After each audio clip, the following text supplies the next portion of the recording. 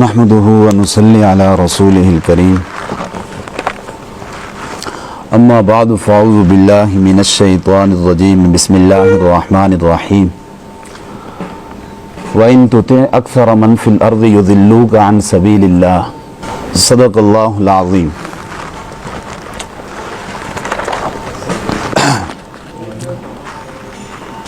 آج ہم جس مسئلے پر گفتگو کرنے جا رہے ہیں، تقریباً آپ تمامی احباب کو یہ بات معلوم ہوگی کہ ہمارے اور مفتی غلام فرید صاحب کے درمیان دعویٰ جواب دعویٰ پہلے سے لکھا جا چکا تھا جمہوریت کے مسئلے پر۔ تو سب سے پہلے تو میں اپنا دعویٰ آپ کے سامنے بیان کر دیتا ہوں۔ تو سب سے پہلے میں دعویٰ پڑھ کر سنا دیتا ہوں۔ ہمارے نزدیک مروجہ ڈیموکریسی یعنی جمہوریت علی الاطلاق کفریہ شرکیہ نظام ہے، اور اس کے بالمقابل مفتی غلام فرید صاحب کی طرف سے جو جواب دعویٰ لکھا گیا تھا کہ پاکستان میں رائج جو اس وقت جمہوریت ہے یہ کفر و شرک نہیں ہے، یہ ان کی طرف سے جواب دعویٰ تھا۔ تو بہرحال سب سے پہلے میں اس حقیقت کو واضح کرتا چلوں کہ ہم نے جو علی الاطلاق کا دعویٰ کیا ہے کہ اس وقت پوری دنیا کی جمہوریت، چاہے وہ یورپ کی جمہوریت ہو یا پاکستانی ہو یا ہندوستانی ہو یا بنگلہ دیشی ہو، کوئی بھی ہو، علی الاطلاق اس جمہوریت کی حقیقت و ماہیت جو ہے وہ عوامی حاکمیت پر قائم ہے، یعنی قانون سازی کا جو مطلقاً اختیار ہے وہ کثرت رائے کے اوپر رکھا گیا ہے کہ کثرت رائے پارلیمنٹ کی 2/3 اکثریت وہ جو چاہے مرضی قانون بنائے۔ اس سلسلے میں سب سے پہلے ہمیں جمہوریت کی تعریف کو سمجھنا ہوگا کہ ڈیموکریسی کی تعریف کیا ہے۔ تو میں آپ کے سامنے اس کی تعریف پیش کر دیتا ہوں۔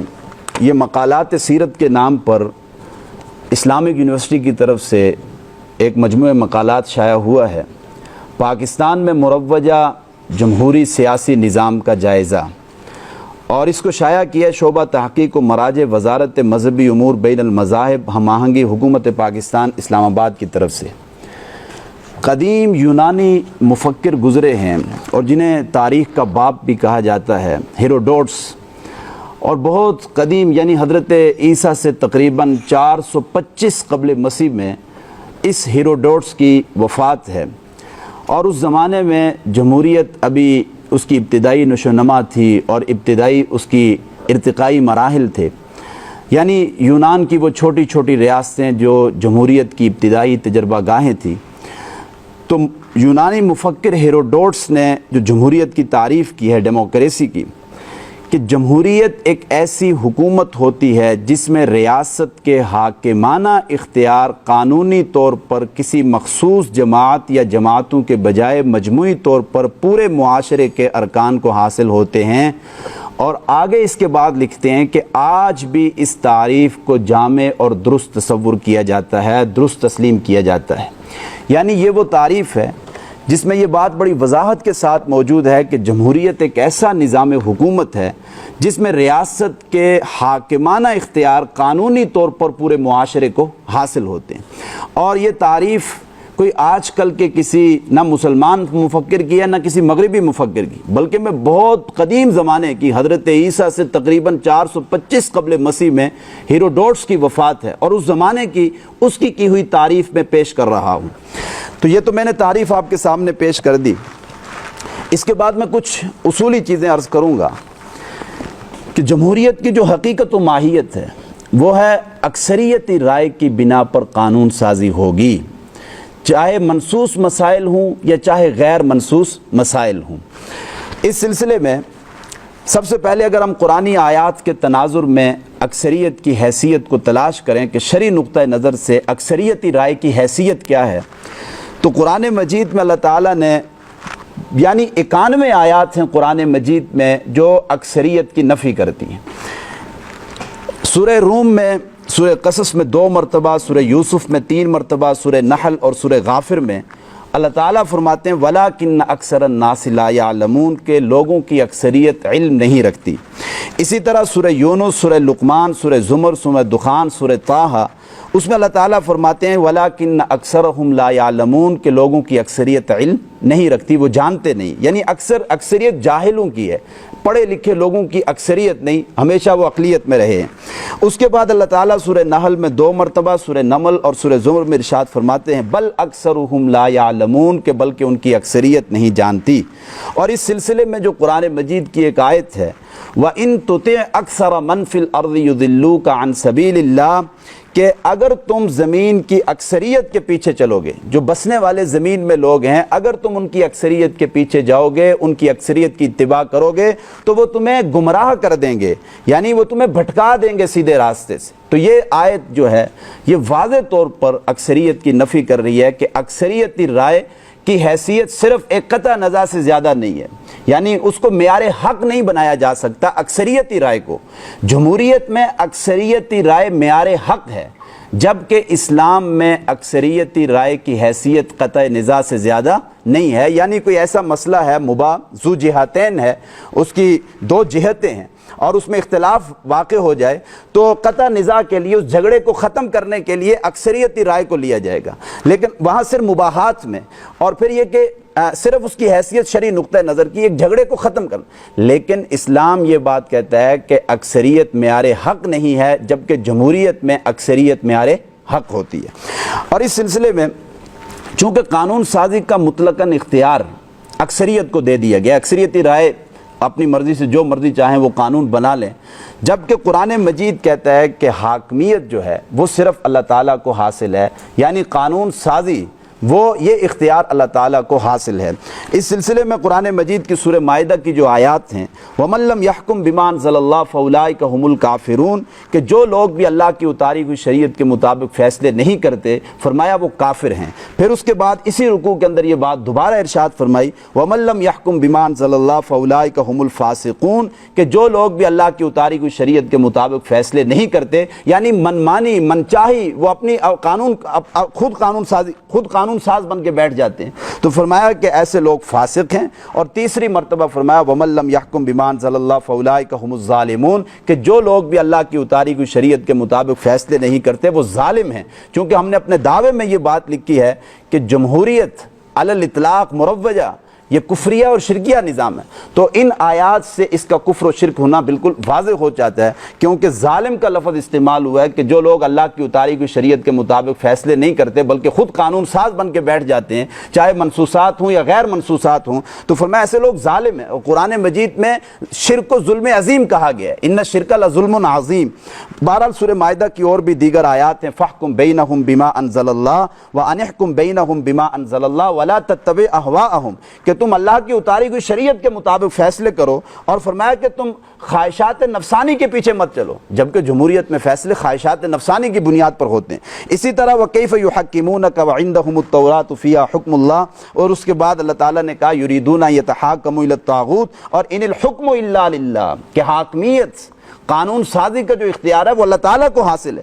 الا لہ الحکم وإلیہ ترجعون ولا یشرک فی حکمہ احدا اور اللہ کے ساتھ کسی کو اس کی حاکمیت میں شریک نہ ٹھہرایا جائے۔ یہ تو میں نے عوامی حاکمیت کی نفی پر قرآن مجید کی آیات پیش کی۔ تو بہرحال میں پھر بات کو مختصر کرتا ہوں تاکہ بات سارے سامعین کو اور ناظرین کو یہ سمجھ میں آ جائے کہ ہمارے نزدیک جمہوریت کی، چاہے مغربی جمہوریت ہو، چاہے پاکستانی جمہوریت ہو، چاہے ہندوستانی جمہوریت ہو، چاہے بنگلہ دیشی، دنیا جہان کی جہاں بھی جمہوری نظام، ہمارا دعویٰ یہ ہے کہ اس جمہوری نظام کے اندر عوامی حاکمیت کا تصور پایا جاتا ہے۔ اس کی بنیاد عوامی حاکمیت کے اوپر کہ پارلیمنٹ کی 2/3 اکثریت کو اختیار حاصل ہے کہ وہ جو چاہے مرضی قانون سازی کرے، چاہے وہ منصوصات ہوں چاہے غیر منصوصات ہوں، یعنی شریعت کے منصوص مسائل ہوں یا شریعت کے غیر منصوص مسائل ہوں۔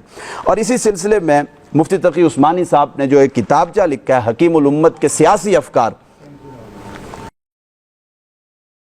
اعوذ باللہ من الشیطان الرجیم بسم اللہ الرحمن الرحیم رب اشرح لی صدری ویسر لی امری واحلل عقدۃ من لسانی یفقہوا قولی अल्लाहुम्मा सल्लि अला मुहम्मद व अला आलि मुहम्मदिन कमा सल्लैता अला इब्राहीम व अला आलि इब्राहीम इन्नका हमीदुम मजीद। सबसे पहले तुम्हारा ये फतवा कि पाकिस्तान का मुरव्वजा जमहूरियत कुफ़र और शिरक है। कुफ़र का तो हमने सुना था, बाज़ लोग कहते थे कि जमहूरियत का ये कुफ़र है, लेकिन हम उनसे दलील तलब करते तो उनके पास कोई दलील वहमियात मुमकिनात के अलावा कोई दलील उनके पास थी नहीं। आज इंशाअल्लाह 2 घंटों के दौरान मैं आपसे मुतालबा करूँगा कि अपने दावे के ऐन मुताबिक दलील पेश करें। तो आप 2 घंटों में कोई एक दलील पेश न कर सकोगे। तो तुम्हारी जितने किताबें हैं वो मैं साथ लेके आया हूँ। तुम लोगों ने सिर्फ वहमियात मुमकिनात ज़िक्र किए हैं। सबसे पहले मेरा सवाल ये है, लिख दीजिए आप कुफ़र ले ज़ाती ही शिरक या कुफ़र ले ज़ाती ले आइनी ही कहते हो या इनको तो आप ले गैरी ही कहते हो।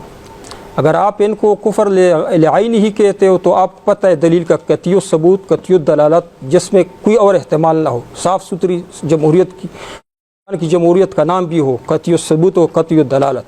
अगर आपको कतियु कुफ़र ले गैरी ही कहते हो तो वो गैर इल्लत बयान कीजिए कि किस जमहूरियत में ये गैर इल्लत आके इन्होंने इसको कुफ़र बनाया है कि जमहूरियत में आपने वो इल्लत बयान करना है। लेकिन ये जो तुम्हारा फतवा है ये के निज़ाम के मुतालिक, इसलिए अगर आपने इतना बड़ा फतवा दिया है, अगरचे मैं अभी किताबें पेश करूँगा रस्मुल मुफ्ती और साथ साथ मैं अक़ायद की जो किताबें हैं निब्रास है शरह अक़ायद है, इतनी सारे किताबें मैं पेश करूँगा कि हमारा मसलक है अहले सुन्नत वल जमात का ये मसलक है कि अगर एक वजह में एक बात में 99 एहतमालात कुफ़र के हैं और एक ज़ईफ़ कौल एक ज़ईफ़ एहतमाल वो इस्लाम का है तो आपने इस्लाम का वो एहतमाल लेना है, कुफ़र का फतवा नहीं लगाना है जिस तरह के आपने लगाया है। अगर लगाया है तो आप पहले इस कुफ़र की तारीफ़ कीजिए, कौन सा कुफ़र है जमहूरियत, कौन सी कुफ़र है। अच्छा आपने एक बात तस्लीम की कि अक्सरियत के बारे में आपने आयात पढ़ी, अक्सरियत के बारे में पहले भी एक आप था दरवेश पेशावर में वो ये आयतें पढ़ता था, पाकिस्तान की जो मुसलमानों की जो अक्सरियत है इनके पीछे पड़े हो तुम लोग, जैसे कि ख़ानदानी मनसूबाबंदी से पैसे खाए हैं। अगरचे अल्लाह ने फरमाया फ़ज़्कुरू इज़ अंतुम क़लीलन फ़कस्सरकुम, सूरह आराफ में फरमाया कि नहीं कि याद करो कि तुम लोग थोड़े थे, किल्लत में थे, मैंने तुमको अक्सर बनाया। नबी अलैहि सलाम ने फरमाया है कि तज़व्वजुल वदूदुल वलूद, कि तुम ऐसे हदीस निकाल दीजिए, उस हदीस में है, सही हदीस है कि ऐसी बीवियों से शादी करो कि ताकि तुम ज़्यादा औलाद पैदा करो, क़यामत के दिन मैं तुम्हारी अक्सरियत पे फ़ख्र करूँगा। और आप लोग मुसलमानों का अक्सरियत के पीछे पड़े हो। अभी मैंने मौलाना मौदूदी साहब की तफसीर लेके आया हूँ, आप भी मौदूदी साहब से मुतासिर है। इन्होंने बताया है वह इन तो अक्सर मन फिल अर्द, इनसे मुराद मुसलमानों की अक्सरियत नहीं है। अगर मुसलमानों की अक्सरियत मुराद है, मन इसमें अगर आम है, सहाबा किराम की जो अक्सरियत थी उसका क्या जवाब है, अंबिया किराम की जो अक्सरियत है उसका क्या जवाब है आपके पास। तमाम मुफस्सिरीन ने यह लिखा है वह इन तो अक्सर मन फिल अर्द, मन से मुराद मुशरिकीन मक्का है, अर्द से मुराद मक्का का जो ज़मीन है वो मुराद है। ये तफसीर में इधर लेकर आया हूँ। और जो आपने ये आयत पढ़ी अक्सरियत के बारे में, वो अक्सरियत जो कुरान और हदीस के ख़िलाफ़ फ़ैसले करे, अगर वो अक़लियत हो या अक्सरियत हो या कोई बादशाह हो या कोई मरशला हो, फ़ौजी हो, जो कुरान और हदीस के ख़िलाफ़ फ़ैसला करे, मैं इत्तेफ़ाक़ करता हूँ, इधर लिख कर देता हूँ कि ये कुफ़र है। अगर कोई जमहूरियत या अक़लियत कुरान और हदीस के ऐन मुताबिक फ़ैसले करते तो आप उसको क्यों काफिर कहते हो, इसका आप जवाब दीजिए। आपने इधर मान लिया कि अक्सरियत मुबाहात में गैर साबित शुद्दा उमूर में फ़ैसले कर सकते हैं, आपने इधर मान लिया है सती से, आपने इधर मान लिया, ये बात आपने लिख कर दी नहीं। आपने कहा है कि मुबाहात में अक्सरियत अगर फ़ैसले करे तो वो कुफ़र और शिरक नहीं है। तो पाकिस्तानी जमहूरियत में सिर्फ़ और सिर्फ पाकिस्तानी, इधर मैं आईन लेके आया हूँ, पाकिस्तान की जो जमहूरियत है वो सिर्फ मुबाहात में, इंतज़ामी उमूर में, मनसूसात में कोई फ़ैसले नहीं करते, सिर्फ नफाज में करते।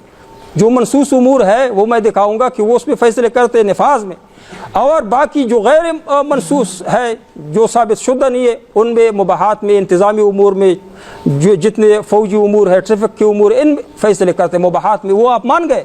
पाकिस्तान की जो जमहूरियत है वो अक्सरियत का अगर फ़ैसला करते सिर्फ मुबाहात में करते। अगर आपने एक ही फ़ैसला दिखाया ایک ہی فیصلہ کہ پاکستانی جمہوریت نے منصوصات میں بھی فیصلہ کیا ہے کہ جیسے کہ اللہ تعالیٰ نے فرمایا کہ نماز فرض ہے اور جمہوریت نے کہا یہ فرض نہیں ہے، اس طرح کوئی فیصلہ آپ نے دکھایا قرآن اور حدیث کے خلاف تو پھر میں مان جاؤں گا، ادھر لکھ کر دے دوں گا۔ اس کے علاوہ میں پاکستانی جمہوریت کے فیصلے آپ کو لے کے آیا ہوں، دکھاؤں گا کہ پاکستان کی جمہوریت نے بالکل اسلام کے عین مطابق فیصلے کیے۔ ایسے فیصلے نہ کسی شورا نے کیے ہیں، نہ اسی طرح کسی ملوک بادشاہ نے کیے جس طرح پاکستان کی جمہوریت نے جو فیصلے کیے۔ الحمدللہ علماء کرام اس میں اکابرین علماء کرام پاکستان کی جمہوریت میں رہ چکے ہیں، انہوں نے وہ فیصلے کیے ہیں کہ جو ادھر لے آؤ مودودی صاحب کی تفسیر، میں مودودی صاحب کی تفسیر سے آپ کو دکھاؤں گا سارا تاکہ آپ کو یقین آ جائے۔ باقی تفسیر آپ کو وہ نہیں آپ کے پاس، یہ قرآن پاک کی آیت ہے جو آپ نے آیت پڑھی وہ نہیں، وہ امر شورا بینہم، سورہ شورا کی آیت نمبر ہے، آیت نمبر 38۔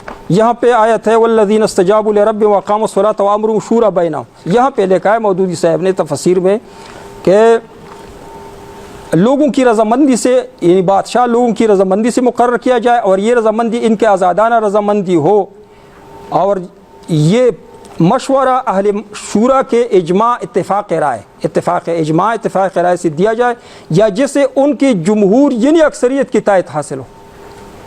یعنی فیصلے جو آپ نے مانا ہے کہ مباحات میں فیصلے جمہور کے لیے جائز ہے، اکثریت کی فیصلے جائز ہے، تو مودودی صاحب نے بھی لکھا ہے وہ امر شورا بینہم، اس آیت سے مراد یہ ہے کہ جمہوری لوگ جمہوریت میں مباحات میں وہ فیصلے کرے۔ دوسرا میں ابھی اپنے دلائل شروع کرتا ہوں۔ اچھا، آپ نے ولا یشرک فی حکمہ احدا، یہ آیت آپ نے کیوں پڑھی؟ ولا یشرک فی حکمہ احدا، اس میں تو میرا اتفاق، میں کہتا ہوں کہ ایسی آیات کہ جس میں میرا اور تیرا اتفاق ہو آپ وہ نہ پڑھے۔ اگر ثواب کی نیت سے پڑھتے ہو مسجد میں جا کے پڑھو یا کوئی کمرے میں جا کے پڑھ، ادھر اس پہ ہمارا اتفاق ہے ولا کوئی جو اللہ کے حکم کے مقابلے میں حکم کرے تو ہم اس کو مشرک سمجھتے، کافر سمجھتے، ان باتوں پہ ہمارا اتفاق ہے۔ آپ نے جمہوریت کا کفر دکھانا ہے کہ جمہوریت نے یہ کفر کیا ہے، اور پہلے یہ بتائے کہ جمہوریت ہے کیا چیز، کفر لعینی ہی ہے یا لغیری ہے، وہ بتا دے، پھر ہمارا آپس میں انشاءاللہ افہام و تفہیم میں مسئلہ حل ہو جائے گا، یہ بتا دے۔ اور کفر کی جو وہ بعد میں آپ سے پوچھوں گا دوسری ٹرن میں، لیکن تھوڑا میں اکثریت کے متعلق، اکثریت کے بارے میں آپ نے جو آیات ہے وہ نہ پڑھے۔ سرفراز صفدر صاحب نے بھی الاکثرون فالاکثرون کا جو قاعدہ نقل کیا ہے سرفراز صفدر سے، ادھر لکھا ہے اکثریت سے مراد عام لی جائے صحابہ، اس کا آپ سے پوچھا کہ اگر آپ اکثریت سے مراد عام لیتے صحابہ کرام کی اکثریت کے بارے میں، انبیاء کرام، فقہاء کرام کے جو جمہور ہے اکثریت کے بارے میں، اس کے بارے میں آپ کا کیا خیال ہے؟ جس طرح کہ رسم المفتی میں ہے، رسم المفتی نکال لی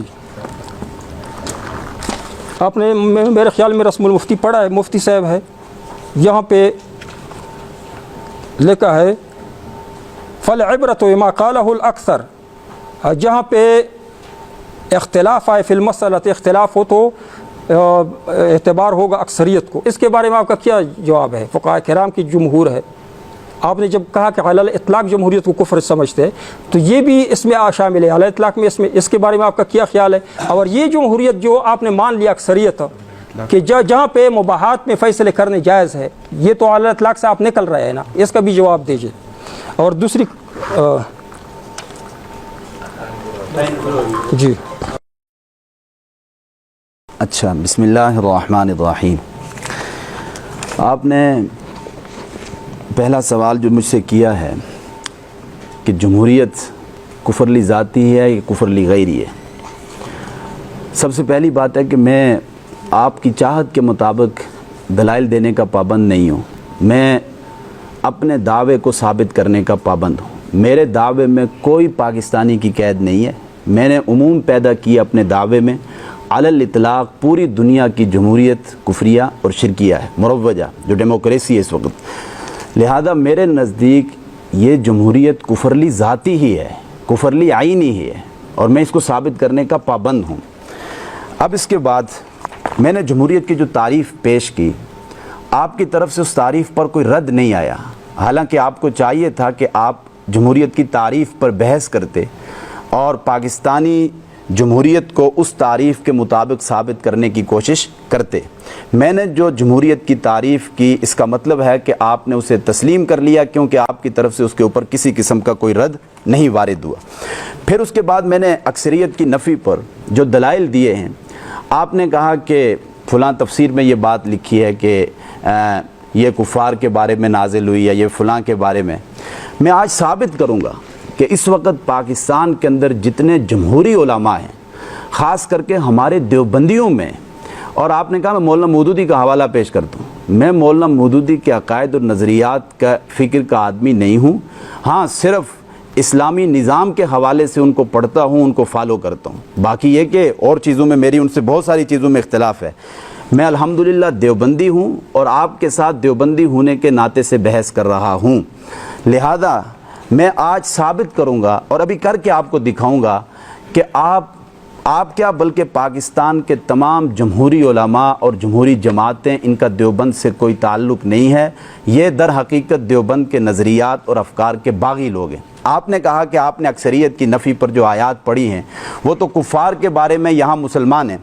دیکھیں میں آپ کے سامنے سب سے پہلے یہ احسن الفتاویٰ ہے مفتی رشید احمد صاحب کا، جو آیت جمہوریت کی نفی پر، اکثریت کی نفی پر میں نے پڑھی، وَإِن تُطِعْ أَكْثَرَ مَنْ فِي الْأَرْضِ يُضِلُّوكَ عَنْ سَبِيلِ اللَّهِ، اس سے استدلال کر کے جمہوریت کی نفی کی ہے مفتی رشید احمد صاحب نے۔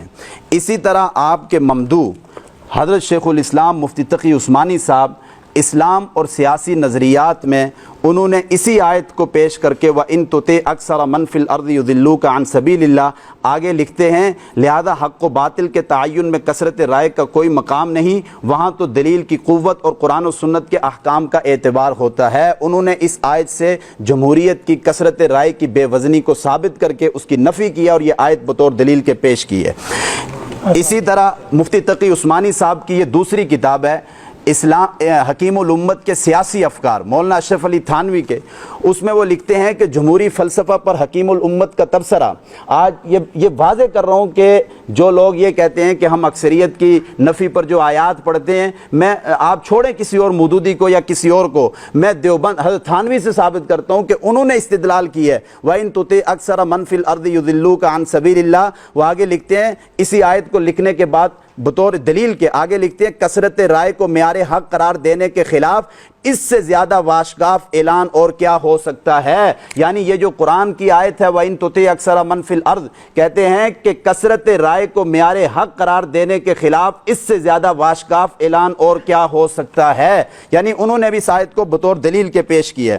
اسی طرح میرے پیر و مرشد یہ سید مختار الدین شاہ صاحب اسرار العروج میں انہوں نے مستقل جو آیتیں میں نے پڑھی ان تمام آیات قرآن مجید اور اکثریت ایک عنوان قائم کیا اور ساری آیات پیش کر کے آخر میں وَإِن تُطِعْ أَكْثَرَ مَنْ فِي الْأَرْضِ يُضِلُّوكَ عَنْ سَبِيلِ اللَّهِ ان آیات کو نقل کر کے انہوں نے اکثریتی رائے کو بے وزن اور اکثریتی رائے کو غیر معیار حق قرار دیا ہے کہ اکثریتی رائے معیار حق نہیں ہے۔ دیکھیں آپ پہلے ایک نقطے کو سمجھیں کہ اکثریت میں ایسا نہیں کہہ رہا کہ اکثریتی رائے کا بالکل اسلام میں کوئی حیثیت ہی نہیں ہے۔ اسلام کے بہت سارے مسائل ہیں کہ جن کی بنیاد اکثریتی رائے کے اوپر رکھی گئی ہے، میں اس کا اقراری ہوں، لیکن جمہوریت میں اور اسلامی نظام میں فرق یہ ہے کہ جمہوریت کثرت رائے کو معیار حق سمجھتی ہے، جبکہ اسلام کثرت رائے کو معیار حق نہیں سمجھتا۔ وہ صرف یہ کہتا ہے کہ بس کثرت رائے کی حیثیت جو ہے وہ قطع نزاع کی ہے، یعنی کوئی جھگڑا ہو جائے کسی مباح مسئلے میں دونوں طرف دلائل ہوں تو کثرت رائے سے کسی ایک جانب کو ترجیح دی جائے گی۔ یہ میں نے آپ کے سامنے چند معتبر دیوبندی شخصیات کے حوالے پیش کیے جس سے یہ ثابت ہوتا ہے کہ آپ کا حقیقت میں دیوبند مکتب فکر سے کوئی تعلق نہیں، آپ دیوبند کے افکار اور نظریات کے باغی لوگ ہیں۔ اب اس کے بعد ایک اور کتاب جو میں آپ کے سامنے پیش کرتا ہوں، کہاں ہے وہ؟ فطری حکومت، معتمم دارالعلوم دیوبند قاری طیب صاحب کی جو کتاب ہے فطری حکومت، اس میں باقاعدہ طور پر جو آیات اکثریت کی نفی پر میں نے پڑھی ہے ان ساری آیات کو انہوں نے نقل کیا اور اپنی کتاب کے اندر، ٹھیک ہے، تو حالانکہ وہ معتمم دارالعلوم دیوبند ہیں۔ تو بہرحال اس کے بعد آئیے، آپ نے کہا کہ بھائی دیکھو اگر تم علی الاطلاق جمہوریت کو کفر کہتے ہو تو فقہا کے جمہور کا کیا بنے گا؟ دیکھیں فقہا کے جمہور کا جہاں تک اس اصطلاح کا مطلب ہے، پہلے تو میں آپ سے ایک سوال کرتا ہوں, اس سوال کو لکھ لیجئے. آپ کو یہ ثابت کرنا پڑے گا, مجھے دکھانا پڑے گا کہ خلافت راشدہ کے دور سے لے کر خلافت عثمانیہ کے خاتمے تک کس زمانے میں, اسلام کی اس تاریخ میں کس زمانے کے اندر لفظ جمہوریت کو اسلام کے سیاسی نظام کے لیے بطور اصطلاح کے استعمال کیا گیا ہے. اس سوال کو اچھی طرح ذہن نشین کر لیں, لکھ لیں. پھر میں دہراتا ہوں اس سوال کو. خلافت راشدہ کے دور سے لے کر خلافت عثمانیہ کے خاتمے تک کس زمانے میں مسلمانوں نے اسلام کے سیاسی نظام کے لیے لفظ جمہوریت کو بطور اصطلاح کے استعمال کیا ہے, کس زمانے میں؟ یہ آپ نے مجھے اس پر ثبوت دکھانا ہوگا. مزید آپ نے جو ایک بات کہی کہ آپ نے یہ بات مان لی کہ مباحات میں اکثریت کا اعتبار کیا جائے گا. دیکھیں, یہ میرے ہاتھ میں کتاب ہے مطالعہ بریلویت ڈاکٹر علامہ خالد محمود صاحب کی. اس میں وہ جلد نمبر 4 ہے اور صفحہ 288. یہ دیوبند کی مایا ناز شخصیت ہیں اور فرق باطلہ پر انہوں نے بہت کام کیے. میرے استاد ہیں, میں نے ان سے پڑھا ہے. علامہ خالد محمود رحمۃ اللہ علیہ وہ لکھتے ہیں, اسلام میں یہ کہیں نہیں کہ جن مسائل میں کوئی نص موجود نہ ہو, نہ قرآن کی نہ سنت کی, ان میں عددی اکثریت سے فیصلہ کر لیا کرو. یہاں علمی اکثریت مطلوب ہے, عددی اکثریت مطلوب نہیں ہے. یعنی مباحات میں بھی علمی یہ پارلیمنٹ میں بیٹھے ہوئے یہ فیصلہ کریں گے, یہ شریعت کے مباحات, یہ کون ہوتے ہیں فیصلہ کرنے والے؟ جن کے اندر جس شیطان ملک کو سورہ رحمان تک پڑھنی نہیں آتی, اور جو وہ موچوں والا جو آج کل وہ عمران خان کے ساتھ ہے, کیا نام ہے اس کا, گنڈا پور, جس کے جمعیت والے اتنے مخالف ہیں. ٹھیک ہے, مجھے بتائیں کہ کیا یہ لوگ شریعت کے فیصلے کریں گے مباحات کے اندر؟ وہاں پر بھی عددی اکثریت نہیں, علمی اکثریت مطلوب ہے. اور میں اس پر کئی احادیث, بخاری کی ایک حدیث آپ کے سامنے پیش کرتا ہوں, دکھانا. بخاری میں امام بخاری رحمۃ اللہ علیہ نے باب قول اللہ و امرہم شورا بینہم یہ عنوان قائم کیا. اس کے بعد وہ آگے جا کے لکھتے ہیں, وَكَانَتِ الْأَئِمَّةُ بَعْدَ النَّبِيِّ صلی اللہ علیہ وسلم يَسْتَشِيرُونَ الْأُمَنَاءَ مِنْ أَهْلِ الْعِلْمِ فِي الْأُمُورِ الْمُبَاحَةِ لِيَأْخُذُوا بِأَسْهَلِهَا فَإِذَا وَضَحَ الْكِتَابُ وَالسُّنَّةُ لَمْ يَتَعَدَّوْهُ إِلَى غَيْرِهِ اقتداءً بِالنَّبِيِّ صلی اللہ علیہ وسلم. وہ لکھتے ہیں کہ نبی کریم صلی اللہ علیہ وسلم کی وفات کے بعد جتنے خلفاء آئے ہیں وہ ایماندار لوگوں اور عالموں سے مباح کاموں میں مشورہ لیا کرتے تھے. مباح امور میں مشورہ کس سے لیا کرتے تھے؟ عالموں سے, پڑھے لکھے لوگوں سے اور ایمانداروں سے. یہ کوئی عالم ہے, یہ شریعت کے بارے میں کوئی فیصلے کریں گے؟ ان کو کیا پتا کہ شریعت کس چیز کا نام ہے؟ مباحات کے بارے میں شریعت کے کیا اصول ہیں, کس طرح مباحات کے اندر ہم نے فیصلے کرنے ہیں. تو بہرحال یہ آپ کے میں نے تمام سوالات کے تقریباً جوابات دے دیے ہیں. اب میرا ایک سوال جو میں نے آپ پر کیا کہ خلافت راشدہ کے دور سے لے کر خلافت عثمانیہ کے خاتمے تب کب کس زمانے میں جو ہے وہ لفظ جمہوریت اسلام کے سیاسی نظام کے لیے بطور اصطلاح کے استعمال ہوا ہے. اس کے ساتھ ساتھ آپ کو لفظ جمہور, مفتی صاحب آپ کو لفظ جمہور اور جمہوریت کے درمیان فرق واضح کرنا ہوگا کہ جمہور اور جمہوریت کے درمیان فرق کیا ہے. یہ آپ کے اوپر میرا دوسرا سوال ہے. پھر آپ کو یہ بھی واضح کرنا ہوگا, تیسرا سوال, اسلام میں کثرت رائے کی حیثیت آپ کے نزدیک کیا ہے؟ آپ اسلام میں کثرت رائے کی اس کو کیا حیثیت دیتے ہیں؟ یہ میرے آپ کے سامنے 3 سوالات ہیں. اب اس کے بعد میں نے جو دعویٰ کیا کہ قانون سازی کا جو اختیار ہے وہ پارلیمنٹ کی 2/3 اکثریت کو دے دیا گیا. میں یہ چیز انشاءاللہ آئین پاکستان اور ان ساری چیزوں سے میں یہ چیز ثابت کروں گا کہ پارلیمنٹ جو چاہے مرضی فیصلے کرے. اس سلسلے میں آپ نے کہا کوئی ایک فیصلہ مجھے بتاؤ جو پارلیمنٹ نے ایسا کیا ہو جو نصوص کے خلاف ہو, قطعی نصوص کے خلاف ہو. 2017 میں کون سی ختم ہو چکے؟ اچھا. بسم اللہ الرحمن الرحیم. سب سے پہلے آپ کے سوالات کے میں جوابات دوں گا. اگرچہ حقیقت یہ ہے, سچ کی بات ہے کہ یہ مناظر ہم جیت چکے ہیں. آپ نے علی الاطلاق, لوگ سن لیں گے انشاءاللہ, یہ ویڈیو گواہ ہے.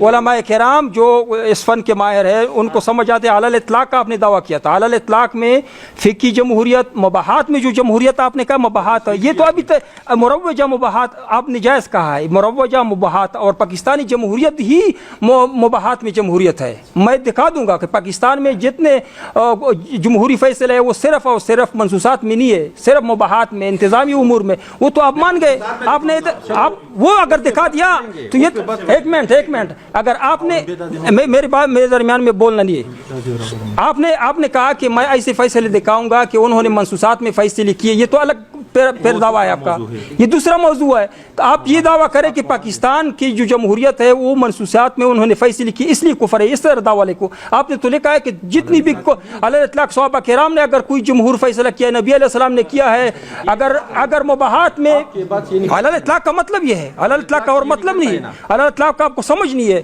میں نے پہلے فون پہ بتایا تھا کہ آپ علی الاطلاق کا مطلب سمجھتے ہو کہ آپ نے یہ دعویٰ کیا، آپ نے کہا میں سمجھتا ہوں. ابھی آپ علی الاطلاق سے نکل گئے، آپ نے دو جمہوریت آپ مان گئے، جو افراد ہے علی الاطلاق جس میں شامل آپ مان گئے. آپ کا دعویٰ ہے وہ پشتو کے وڑی دنیا شستہ دلائل وہ سواورا. ابھی سن لیجئے، آپ نے ایک سوال کیا کہ جمہوریت کی میں نے تعریف کی، اس کا جواب نہ دیا. کیوں دوں؟ آپ نے جمہوریت ہیروڈوٹس کا نام لیا، ان سے تعریف لی. ہم پاکستان میں رہتے ہو، علماء کرام سے سبق پڑھا ہے، اساتذہ کرام سے، اکابرین سے، اور تعریف کی آپ نے یونان والوں سے. یونان والوں کی تعریف کو کیوں معتبر ہے؟ وہ وجہ بتا دے. وہ بنیاد کا اسلام قرآن سے ہے. جو جمہوریت پر ابھی میں ثابت کروں گا، پاکستان میں جو جمہوریت ہے مباحات میں وہ قرآن سے ثابت ہے. حضرت عمر رضی اللہ کی شورا کو یہ نبراس ہے. شرع عقائد آپ نے پڑھا ہے؟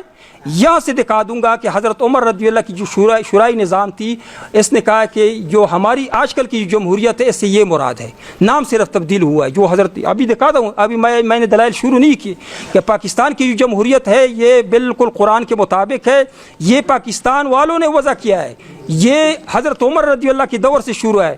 ابھی میں نہیں کہتا ہوں، مودودی صاحب نے بھی لکھا ہے، مودودی صاحب نے اس تفسیر میں لکھا ہے کہ خلفائے راشدین نے جو جمہوری فیصلے کیے ہیں، اکثریت پہ فیصلے کیے، وہ آج کل کی جمہوریت کے مطابق ہے. ابھی دکھا دوں گا، مودودی صاحب کی تفسیر لے کے آیا ہوں، لیکن آپ کے جوابات دے رہا ہوں. جمہوریت کا وہ تعریف معتبر ہوگا جو لوگ ستی صاحب جواب دے رہا ہوں، پھر آپ کہتے جواب نہیں دے رہے. ہم پاکستان میں رہتے ہیں، پاکستان کے علماء کرام، آپ نے کہا جو کہ جس فن کا ماہر ہو، جس پہ عامل ہو، پاکستان کے ماہر سب سے بڑا ماہر جو ہے سیاست میں وہ مولانا فضل الرحمان صاحب ہے، تمت برکاتہ. فضل الرحمان صاحب سے جمہوریت کی تعریف دکھاؤں گا. تمام علماء کرام کے بڑے جو سب مانتے ہیں، وفاق المدارس کے صدر تقی عثمانی صاحب سے میں جمہوریت کی تعریف ابھی سے دکھا دیتا ہوں. یہ لو میں بھی دکھا دیتا ہوں کہ انہوں نے کیا تعریف کی. اس کا اعتبار ہے کیونکہ یہ جمہوریت نافذ ہے. جو علماء کرام جس پہ عامل ہے، یہ علماء کرام ہمارا کابرین نے جو جمہوریت وضع کیا ہے پاکستان کے لیے، اسی کا اعتبار ہے. ابھی تقی عثمانی صاحب نے یہ تعریف کی ہے، لہذا جمہوریت کے معنی ہوئی ایسا نظام حکومت جس میں عوام کو یا عوام کی رائے کو کسی نہ کسی شکل میں حکومت کی پالیسیاں طے کرنے کے لیے بنایا گیا ہو. جس طرح کہ آپ مان گئے کہ مباحات میں، انتظامی امور میں اگر جمہوریت اکثریت فیصلے کرے، تقی عثمانی صاحب نے یہ تعریف کی، جمہوریت یہ ہے. ہاں، جمہوریت جو جتنے فتاوی جات ہے نا آپ پیش کرتے ہیں، احسن الفتاوی آپ نے پیش کیا ہے.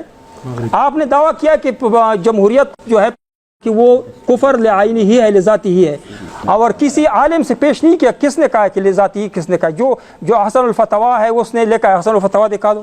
انہوں نے علت ذکر کیا کہ اس علت کی وجہ سے کفر ہے. کفر لذاتی اس کسی نے نہیں کہا. جتنے فتاویات آپ کے سامنے پڑے ہیں انہوں نے علت ذکر کیا ہے. آپ کے مسائل اور ان کا حضرت یوسف لدھیانی صاحب علت ذکر کیا کہ یہاں حاکمیت اعلیٰ اللہ کو حاصل نہیں ہے، اس لیے اس جمہوریت کو کفر کہا ہے. یعنی آپ نے لذاتی ہی کا دعویٰ کیا ہے. لذاتی اس پہ کسی علماء کرام سے مجھے دکھا دے کس نے یہ دعویٰ کیا. لذاتی ہی اگر آپ نے دعویٰ کیا، اچھا تو پھر اس کے لیے قطعی ثبوت اور قطعی دلالت دلیل بھی دے دینا. تو آپ تو کہتے ہیں تو اکثر من فی الارض، اس میں تو وہ بھی شامل ہے مباحات والا اکثریت. تو قطعی ثبوت و قطعی دلالت جس میں کوئی اور معنی کا احتمال نہ ہو، آپ تو ادھر یہ نکال رہے. اچھا اس کا جواب دے، ایک سوال لکھ دے میرا، میں آپ کے جوابات دے رہا ہوں کہ یہ جو دو قسم کی جمہوریت اکثریت آپ نکال رہے ہیں، وَإِن تُطِعْ أَكْثَرَ مَن فِي الْأَرْضِ يُضِلُّوكَ عَن سَبِيلِ اللَّهِ، یہ کس آیت کے تحت نکال رہے ہیں؟ اس کا جواب دیں. مباحات میں اکثریت کے فیصلے مطلوب ہے، ادھر آپ نے لکھا ہے. مباحات میں، انتظامی امور میں فقہاء کرام کی اکثریت مطلوب ہے، صحابہ کرام کی اجماع مقصود مطلوب ہے. یہ اکثریت ان کے فیصلے جو مطلوب ہے، یہ کس دلیل کے تحت یہ اس کا مخصص دکھا دے، اس میں جو آیت میں تخصیص کس وجہ سے آپ کر رہے ہیں، اس کا جواب آپ نے دینا ہوگا، جب تک نہ دینا ہو آگے نہیں جانا ہے کہ آپ نے یہ تخصیص کیوں کی، یہ کس آیت کے تحت نکالے، اس کے لیے ایک آیت مجھے دکھا دے۔ آیت کے لیے اگر آپ آیت میں تخصیص کرتے ہو تو اس کے لیے آیت چاہیے، متواتر حدیث چاہیے، اس کا بھی آپ جواب دے دیں۔ اچھا، احسن الفتویٰ میں جتنی بھی تھانوی صاحب کے بارے میں لکھا ہے، احسن الفتویٰ نے تھانوی صاحب کو ملفوظات لکھے ہیں، انہوں نے اس لیے کہا ہے کہ یہ جمہوریت اس لیے کفر ہے کہ اس میں عوام کو حاکم اعلیٰ تصور کیا جاتا ہے، اور عوام ہر فیصلہ جو کثرت رائے، ہر فیصلہ جو کثرت رائے کی بنیاد پر وہ واجب اور ناقابل تنسیخ، یہ علت بیان کی ہے۔ کس نے اس کو کفر لذاتی ہی کہا ہے، اس کا جواب دے۔ یہ احسن الفتویٰ والے نے علت بیان کی کہ اس علت کی وجہ سے کفر ہے۔ میں کہتا ہوں کہ جتنی علماء کرام نے علت بیان کی ہے کہ اس علت کی وجہ سے حاکمیت اعلیٰ اللہ کو حاصل نہیں، عوام کو حاصل ہے، پاکستانی جمہوریت میں یہ علت موجود نہیں ہے۔ آپ نے کہا کہ خلافت راشدہ سے دکھاؤ کہ جمہور پہلے تھا، خلافت عثمانیہ سے کے بعد آپ نے یہ کہا کہ میں بتاتا ہوں کہ نبی علیہ الصلوۃ والسلام نے بھی جمہور اکثریت پہ فیصلے، صرف نام تبدیل کرنے سے کچھ نہیں ہوتا، جمہور اکثریت کو کہتا ہے، اکثریت کے فیصلوں کو کہتے ہیں۔ ابھی میں اپنے دلائل آپ کو دکھاتا ہوں۔ دستور اسلام سے پہلے میں قرآن پڑھتا ہوں۔ اعوذ باللہ من الشیطان الرجیم، بسم اللہ الرحمن الرحیم۔ میں سب سے پہلے قرآن پاک سے اکثریت پہ فیصلوں کے بارے میں کہ اللہ تعالیٰ نے حکم دیا ہے،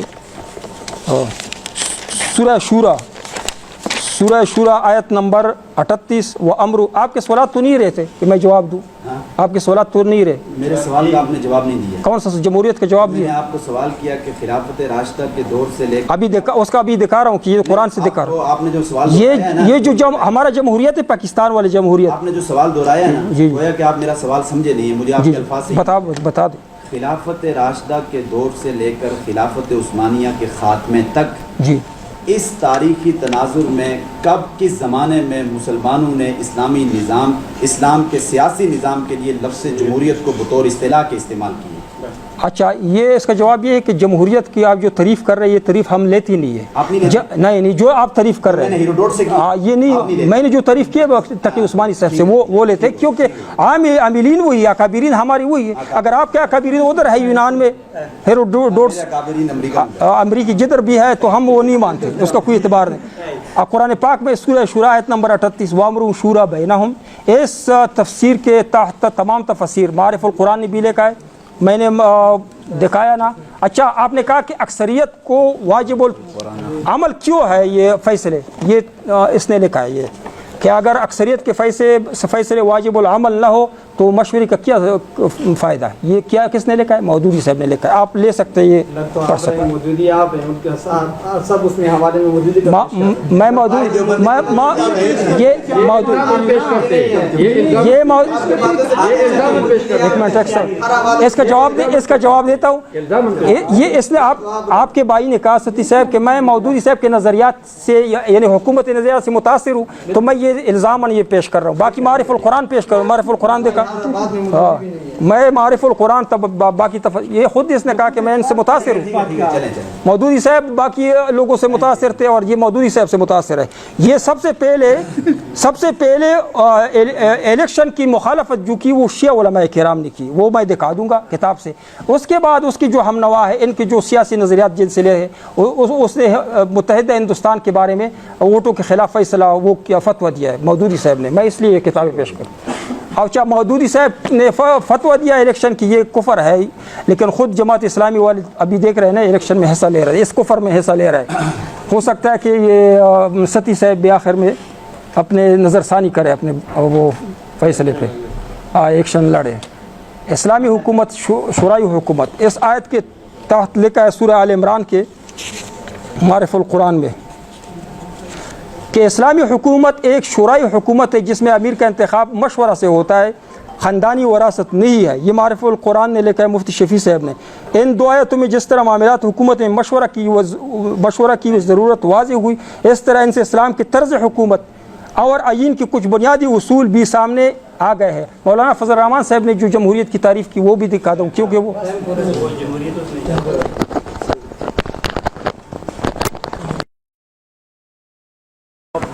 بسم اللہ الرحمن الرحیم۔ دیکھیں، खलत मबहस का कोई फ़ायदा नहीं है। मैंने बड़ी तमहीद जो बांधी थी पहली टर्म में, मैं आप गोया कि मेरी बात को तवज्जो से सुन ही नहीं रहे और उस पर कुछ सोच ही नहीं रहे। मैं आपकी गुफ्तगू बड़ी तवज्जो से सुन रहा हूँ, ठीक है। मैंने जो जमहूरियत की तारीफ़ शुरू में हेरोडोट से पेश की, आपने कहा जी हमारे अकाबरीन पाकिस्तान में, हम अपने अकाबरीन से तारीफ़ पेश करेंगे। अल्लाह के बंदो, तारीफ़ात के मामले में अकाबिर को नहीं देखा जाता, तारीफ़ात के मामले में उस फ़न के वाज़ईन को देखा जाता है कि इस फ़न को वज़ा करने वाले, इस फ़न को ईजाद करने वाले लोग कौन हैं। तारीफ़ात में फ़न के वाज़ईन को देखा जाता है। आपने जो तकी साहब से तारीफ़ पेश की है, मौलाना फरमान साहब का तो इस मजलिस में नाम तक ना लें। मेरे सामने किताब है, ये इधर शरीयत बिल का मार्का इक़्तिदार के ऐवानों में समीउल हक शहीद रहमतुल्लाह अलैह के इंटरव्यूज़ का और उनकी जिद्दोजहद का मजमुआ, इसमें साफ लिखा है समीउल हक शहीद के इखलास में। सुन, चुप चुप चुप चुप चुप, मेरी टर्म में नहीं बोलना, मेरी टर्म में नहीं बोलना, चुप, हट के बात करूंगा। आपने कहा इलेक्शन की मुखालफत, आपने कहा इलेक्शन की मुखालफत सबसे पहले शिया ने की है। मैं कहता हूं शरीयत की मुखालफत सबसे पहले फरमान ने की है। सुभान अल्लाह। चुप। आपने कहा इलेक्शन की मुखालफत सबसे पहले शिया ने की है, कहा है ना। मैं कहता हूं शरीयत बिल का मार्का जो इक़्तिदार के ऐवानों में लड़ा गया, उसकी सबसे पहले मुखालफत मजहबी तबकात में मौलाना फरमान साहब ने की है। और ये सुन, चुप, बोले नहीं मेरी मजलिस में, मेरी बारी में बोले नहीं, मेरी बारी में बोले नहीं, मेरी बारे में बोले नहीं। मैं मौजू पे आता हूं, मैं आपको जवाब दे रहा हूं। मैं टाइम नहीं ज़ाया कर रहा हूं यार, टाइम काटो यार, काटा हुआ है। हाँ चुप, अभी मेरी बारी में मैं चाहे जो मर्जी कहूं, मेरी बारी में नहीं बोलना, अपनी बारी में जो कहना है कहो, ठीक है। साफ लिखा है कि जब शरीयत बिल का मार्का इक़्तिदार के ऐवानों में लड़ा गया, मौलाना समीउल हक शहीद के इखलास में किसी को कोई शक नहीं, वो शहादत के मनसब पर फायज हो गए। उन्होंने कहा मेरी मुखालफत मौलाना फरमान साहब ने की है, ठीक हो गया। लिहाजा इनकी राय का तो कोई एतबार ही नहीं है ना। आपने कहा मुफ्ती तकी उस्मानी साहब ने जमहूरियत की तारीफ़ ये की, दुनिया जहान की किसी किताब से पेश कर दें, किसी ने कहा हो कि तकी साहब जो तारीफ़ कर रहे हैं ये जमहूरियत की जामे तरीन तारीफ़ है, जमहूरियत की जामे तरीन। मैंने आपके सामने इधर मकालात सीरत पेश की जो पाकिस्तान की इंटरनेशनल यूनिवर्सिटी से शाया हुआ है, ठीक है। इस पर हनीफ जलंधरी साहब की तकरीर सबत है, हनीफ जलंधरी साहब की, शोबा तहकीक व मराजे, वजारत मजहबी उमूर व बैन अल मज़ाहिब, हम आहंगी, हुकूमत पाकिस्तान। इसमें जो हेरोडोट्स ने और देखें, जमहूरियत कोई इस्लाम की ईजाद नहीं है। जमहूरियत हज़रत ईसा से 500-600 साल पहले यूनान में छोटी छोटी रियासतें होती थी जहां जमहूरियत की इब्तिदाई नशोनमा हुई है, जो जमहूरियत की इब्तिदाई तजर्बा गाहें थी। हेरोडोट्स उस ज़माने का आदमी है जब जमहूरियत की बुनियाद पड़ रही थी, मुलूकियत से निकल के लोग जमहूरियत की तरफ आ रहे थे, अवामी हाकमियत की बुनियाद पर फैसले हो रहे थे, अवामी अक्सरियती राय की बुनियाद पर। इस तारीफ़ के आगे लिखा है, हेरोडोट्स की तारीफ़ के आगे आज भी इस तारीफ़ को जामे और दुरुस्त तस्लीम किया जाता है। आप कोई ऐसी तारीफ़ पेश करें, चुप, बोलना नहीं, ठीक है ना। हाँ, जामे तारीफ़, इसको जामे तारीफ़ आज भी, चुप चुप, पहले उन्होंने आगाज आपने की है, चुप। अच्छा, मैं फिर भी रुक जाता हूँ, इसके बाद आप भी एहतियात कीजिएगा, मैं फिर भी रुक जाता हूँ, ठीक हो गया। हमें आपकी ये तारीफ़ात काबिल कबूल नहीं है जो आपने मुफ्ती तकी उस्मानी साहब या मौलाना, क्योंकि जिस उलमा बैठे हैं, जिस फ़न के वाज़ईन उस फ़न की जो तारीफ़ करेंगे वही तारीफ़ मोतबर होगी, किसी गैर आदमी की तारीफ़ मोतबर नहीं होगी, ठीक है। फिर आपने उसके बाद ये कही, मैंने आपसे जो सवाल किया, खिलाफत राशिदा के दौर से लेकर खिलाफत उस्मानिया के ख़ात्मे तक इस्लाम की इस तारीख़ में, इस्लामी लिटरेचर में मुझे कहीं दिखा दें कि इस्लामी निज़ाम सियासत के लिए जमहूरियत के लफ्ज़ को बतौर इस्तिलाह के इस्तेमाल किया गया। हमें खिलाफत का लफ्ज़ मिलता है लिटरेचर पे, हमें अमारत का लफ्ज़ मिलता है लिटरेचर में, हमें इमामत का लफ्ज़ मिलता है लिटरेचर में, हमें जमहूरियत का लफ्ज़ इस्लामी तारीख़ के लिटरेचर में, इस्लामी निज़ाम सियासत हुकूमत के लिए बतौर इस्तिलाह के कहीं नहीं मिलता। और इस पर मैं आपको हवाला पेश करता हूँ, छोड़ें इस बात को, किधर अल्लामा खालिद साहब की किताब,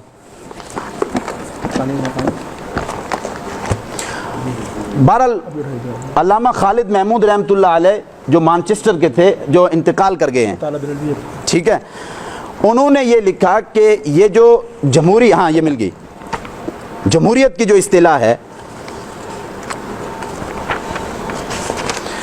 بر صغیر پاک و ہند میں انگریزوں کی آمد سے جمہوریت کا تعارف ہوا۔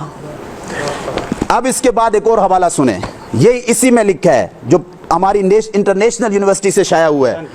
اس میں لکھا ہے جمہوریت کی اصطلاح مغربی افکار و علوم کی اشاعت کے بعد عام ہوئی، اس سے پہلے اس کا کہیں وجود ہی نہیں تھا۔ اور اس میں یہ بات لکھی ہے کہ یہ اصطلاح کس نے استعمال کی ہے، میں آپ سے سوال کر رہا ہوں، بتاؤ کس نے اصطلاح استعمال کی ہے؟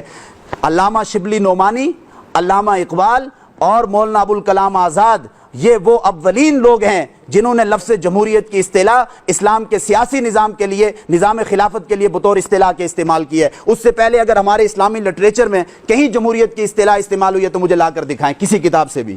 پھر اس کے بعد آپ نے مزید یہ کہا کہ خلفائے راشدین کا انتخاب جمہوری طریقہ ہے، آپ نے حضرت عمر کے بارے میں کہا۔ میں آج سب دیوبندیوں کے حوالے پیش کر رہا ہوں، میں نے کسی غیر دیوبندی کا حوالہ ابھی تک پیش نہیں کیا، میں اپنے اکابر کے حوالے پیش کر رہا ہوں۔ میں آج ثابت کر کے جاؤں گا کہ پاکستان کے تمام جمہوری مولوی، ان کا دیوبند مسلک سے کوئی تعلق نہیں، وہ دیوبند کے افکار اور نظریات کے باغی لوگ ہیں۔ یہ میرے ہاتھ میں کتاب ہے محقق العصر حضرت مولانا مفتی محمد عاشق الہی مہاجر مدنی۔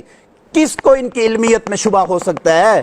کس کو ان کی علمیت میں شک ہو سکتا ہے؟ یہ کیا لکھتے ہیں اپنی تفسیر انوار البیان میں؟ یہ تو سب جانتے ہیں حضرت ابو بکر، عمر، عثمان و علی خلفائے راشدین تھے۔ ان حضرات کو منتخب کرتے وقت کوئی بالغ رائے دہندگی کی بنیاد پر انتخاب نہیں ہوا، نہ پورے ملک سے ووٹ لیے گئے۔ پھر آگے چل کے لکھتے ہیں یہ چاروں خلفاء کا انتخاب تھا، ان میں کبھی بھی پورے ملک میں الیکشن نہیں ہوا، بلکہ پورے صحابہ بھی شریک نہیں ہوئے، نہ پورا مدینہ شریک ہوا، چند افراد نے منتخب کر لیا، سب نے مان لیا۔ آپ نے کہا حضرت عثمان کا انتخاب جمہوری طریقہ کار سے ہوا ہے۔ میں کہتا ہوں، میں چیلنج دے کے یہ بات کہتا ہوں، اگر تم آپ ثابت کر دیں کہ چھوڑیے باقی سارے اسلامی حدود کو، کیونکہ حضرت عمر کے زمانے میں 22 لاکھ مربع میل زمین پر اسلام پھیل چکا تھا، مسلمان شرق و غرب میں پھیل چکے تھے، ایک مدینہ کے سب مسلمانوں سے ووٹ لی گئی ہو، آپ مجھے ایک حوالہ پیش کر دے، میں اپنی شکست اسی وقت لکھ کے دے دوں گا، ایک مدینے سے۔ سنیں چپ، ٹھیک ہے؟ یہ انہوں نے کہا کہ کوئی خلفائے راشدین کا انتخاب جمہوری طریقہ کار سے نہیں ہوا۔ اس کے علاوہ یہ میرے ہاتھ میں کتاب ہے فتاوی محمودیہ، مفتی محمود حسن گنگوہی، مفتی اعظم ہند، ان سے سوال کیا گیا کہ آپ یہ بتائیں کہ کیا ہمارے نبی صلی اللہ علیہ وسلم نے جمہوریت کو قائم کیا، اور کیا خلفائے اربعہ بھی اس جمہوریت پر چلے یا انہوں نے کچھ تغیر اور تبدل کیا؟ انہوں نے پہلے شاہ ولی اللہ کا حوالہ پیش کیا کہ محدث العصر اور امام الہند حضرت شاہ ولی اللہ محدث دہلوی نے جمہوریت کی تردید فرمائی۔ وہاں قوانین احکام کا مدار دلائل پر نہیں بلکہ کثرت پر ہے، یعنی کثرت رائے سے فیصلہ ہوتا ہے۔ آگے جا کے لکھتے ہیں خلفائے اربعہ حضور اکرم صلی اللہ علیہ وسلم کے نقش قدم پر چلنے والے تھے، انہوں نے اس کے خلاف کوئی دوسری رائے اختیار نہیں کی، کوئی جمہوریت کی رائے انہوں نے اختیار نہیں کی۔ یہ فتاوی محمودیہ مفتی محمود حسن گنگوہی کا۔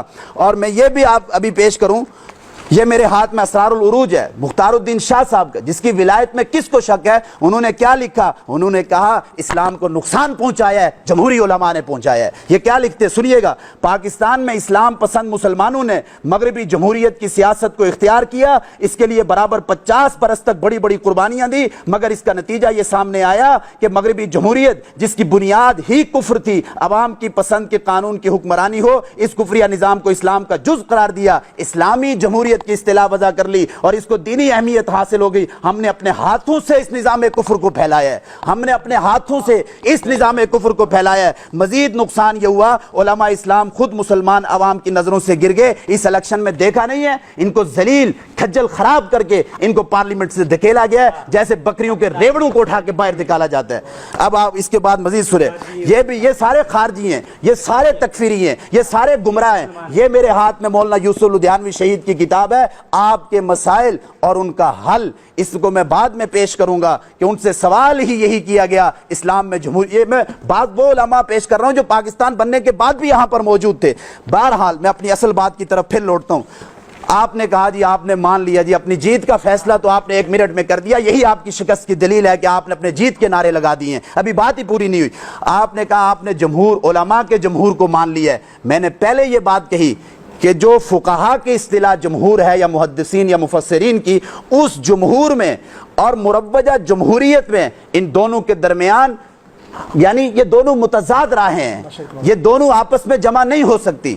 کیوں؟ اس کی وجہ میں نے سید سلیمان ندوی رحمۃ اللہ علیہ کا حوالہ پیش کیا، جس کو آپ شیر مادر سمجھ کے کھا گئے اور آپ اس کو ہضم کر گئے، آپ نے اس کا مجھے کوئی جواب نہیں دیا، جبکہ جمہور، ادھر دیکھیں سید سلیمان ندوی اقبال پہ رد کرتے ہوئے لکھتے ہیں، اللہ کے بندے تو نے کیا کہا کہ جمہور اور جمہوریت ایک چیز ہے؟ ایسی بات نہیں ہے۔ اقبال مرحوم اسلامی اصطلاح جمہور اور جمہوریت میں فرق نہیں کر سکے۔ ان کا یہ موقف کہ اسلام میں تصور خلافت جمہوریت کی شکل ہے، درست نہیں۔ جمہوریت ایک خاص تہذیب و تاریخ کا ثمرہ ہے، اسے اسلامی تاریخ میں ڈھونڈنا معذرت خواہی ہے، اسے اسلامی تاریخ میں ڈھونڈنا۔ لہذا جمہور اور جمہوریت دو متضاد راہیں ہیں، آپ پہلے جمہور کی بھی تعریف کریں، جمہوریت کی بھی تعریف کریں، بحث پھر آگے چلے گی۔ سب سے پہلے یہ کہ آپ کو میں نے کہا تھا کہ آپ نے چیلنج کیا ہے کہ میں جمہوریت کو ننگا شرک ثابت کروں گا، کفر ثابت کروں۔ جب آپ نے چیلنج کیا تو میں نے آپ کا چیلنج قبول کیا، تو طریقہ یہ کہ آپ نے آنا تھا پشاور، آپ نہ آئے۔ دوسری بات یہ ہے کہ میں اسلام آباد آپ کے پاس آیا کہ آپ نے اکابرین کے خلاف حضرت سرائی شروع کی، ہمارے اکابرین کے خلاف۔ یہ موضوع ہے نہیں، نہ آپ کی دلیل بنتی ہے۔ آپ نے کہا کہ ہیروڈوٹس یونان کا میرا اکابرین میں سے، آپ نے کہا میں نے اس کے متعلق کچھ غلط بات کی آپ کے اکابرین کے بارے میں، صرف یہ کہا کہ آپ کے اکابرین ہے، آپ نے مان لیا کہ یہ میرے ہے، امریکہ میں ہے۔ جو آگ امریکہ میں ہے یا یونان میں ہے، میں اس کے خلاف بات نہیں کروں گا، موضوع سے ہٹ کر بات نہیں کروں گا۔ دوسری بات یہ کہ آپ نے کہا کہ واضعین کی جو تعریف ہے اس کا اعتبار ہے، اس پہ قرآن اور حدیث پیش کیجئے۔ کیا دلیل ہے کہ واضعین کی تعریف کا اعتبار ہے؟ اگر واضعین کی تعریف کا اعتبار ہے تو اہل لغت نے جتنے الفاظ وضع کیے اہل لغت نے، تو ان کا اعتبار ہوگا۔ اللہ تعالیٰ نے اس کو اعتبار نہیں دیا۔ زکوٰۃ اہل لغت نے کس لفظ کے لیے وضع کیا تھا؟ صلات اہل لغت نے کس لفظ معنی کے لیے وضع کیا تھا؟ کس آپ کو جانتے کہ نہیں؟ عالم تو ہے۔ زکوٰۃ، حج، باقی جتنی شرعی امور ہے یہ اہل لغت نے کسی اور معنی کے لیے وضع کیا تھا، اللہ تعالیٰ نے ان کے خلاف الگ معنی کے لیے وضع کیا۔ علم نحو کا الگ موضوع وہ ہے، تعریف ہے علم نحو میں، کلمہ یا منطق کا الگ الگ تعریفات ہے۔ آپ نے کہا کہ واضعین کی جو تعریف ہے اس کا اعتبار ہے، تو اس پہ آپ دلیل پیش کیجئے اور اس کا بھی جواب دیجئے کہ اللہ تعالیٰ نے اس کا اعتبار کیوں نہیں کیا۔ باقی جتنے وہ فنون ہے انہوں نے اس کا اعتبار کیوں نہیں کیا۔ میں کہتا ہوں کہ تعریف اہل لغت یا واضعین کی کا اعتبار نہیں، بلکہ اصطلاح میں لوگوں کا عرف میں جو عاملین ہے اس کا اعتبار ہوتا ہے۔ نماز ہم پڑھتے صلات، تو اسلام نے صلات کے لیے جو تعریف وضع کی ہے اس کا اعتبار ہے۔ یہ اگر کوئی اٹھ کر کہے منکرین نماز والے کہ میں تو اہل لغت کا وہ کرتا ہوں، اعتبار کرتا ہوں، صلات کا مطلب ہے کہ تحریک الصلاوین، بس تحریک الصلاوین کر کے تھوڑا سا ڈانس کر کے کہے کہ میں نے تو لغوی جو معنی ہے واضعین نے جو صلات جس معنی کے لیے وضع کی ہے اس طرح میں نے نماز پڑھا، ہم کہیں گے کہ نہیں، شرعی تعریف کا اعتبار ہے۔ لہٰذا جمہوریت میں جو لوگ عاملین ہیں، عمل کرتے ہیں، جو ہمارا اکابرین ہے، جنہوں نے پاکستان کے لیے آئین وضع کیا، جو پاکستان کے لیے یہ جمہوریت جو طریقہ کار وضع کیا اکابرین، ان کی تعریف کا اعتبار ہے، کیونکہ عاملین کے وہ جو تعریف ہے اس کا اعتبار ہے۔ اس کا تعریف میں نے دکھایا کس سے؟ مولانا تقی عثمانی صاحب سے۔ آپ نے کہا کہ میں علماء کرام اکابرین کی تعریفات پیش کرتا ہوں، علماء دیوبند سے ہٹ کر نہیں جاتا ہوں۔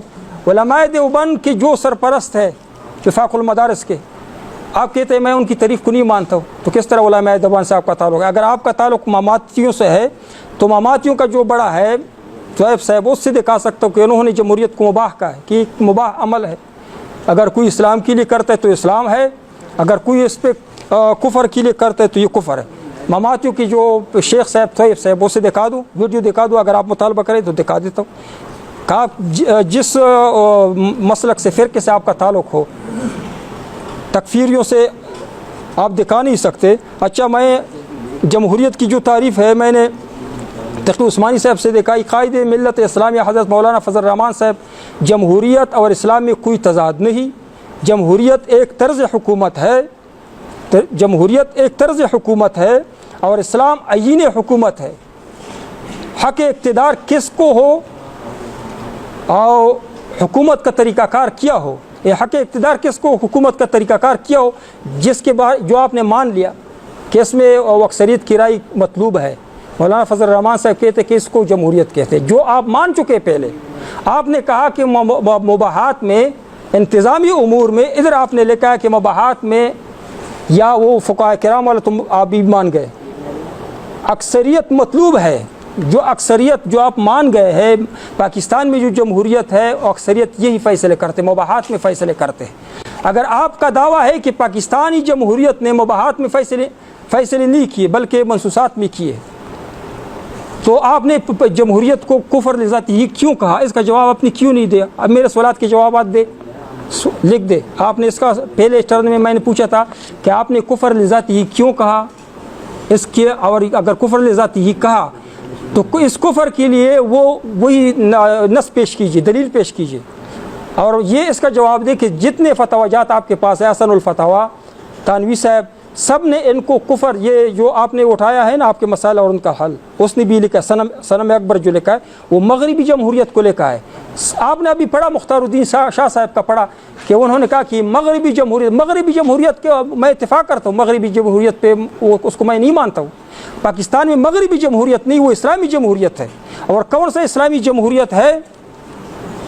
دکھاؤ وہ کتاب جو حضرت عمر رضی اللہ جو لکھا تھا مفتی شفیع صاحب نے، حضرت مولانا ادریس قندیلی نہ مفتی شفیع صاحب نے، حضرت مفتی شفیع صاحب نے اسلام ہی کو حقیقی جمہوریت کی بنیاد ڈالنے والا قرار دیا ہے۔ چنانچہ وہ فرماتے، ابن کثیر نے فرمایا ہے کہ مہمات مملکت میں مشورہ لینا واجب ہے۔ یہ مباحات میں، انتظامی امور میں ہے۔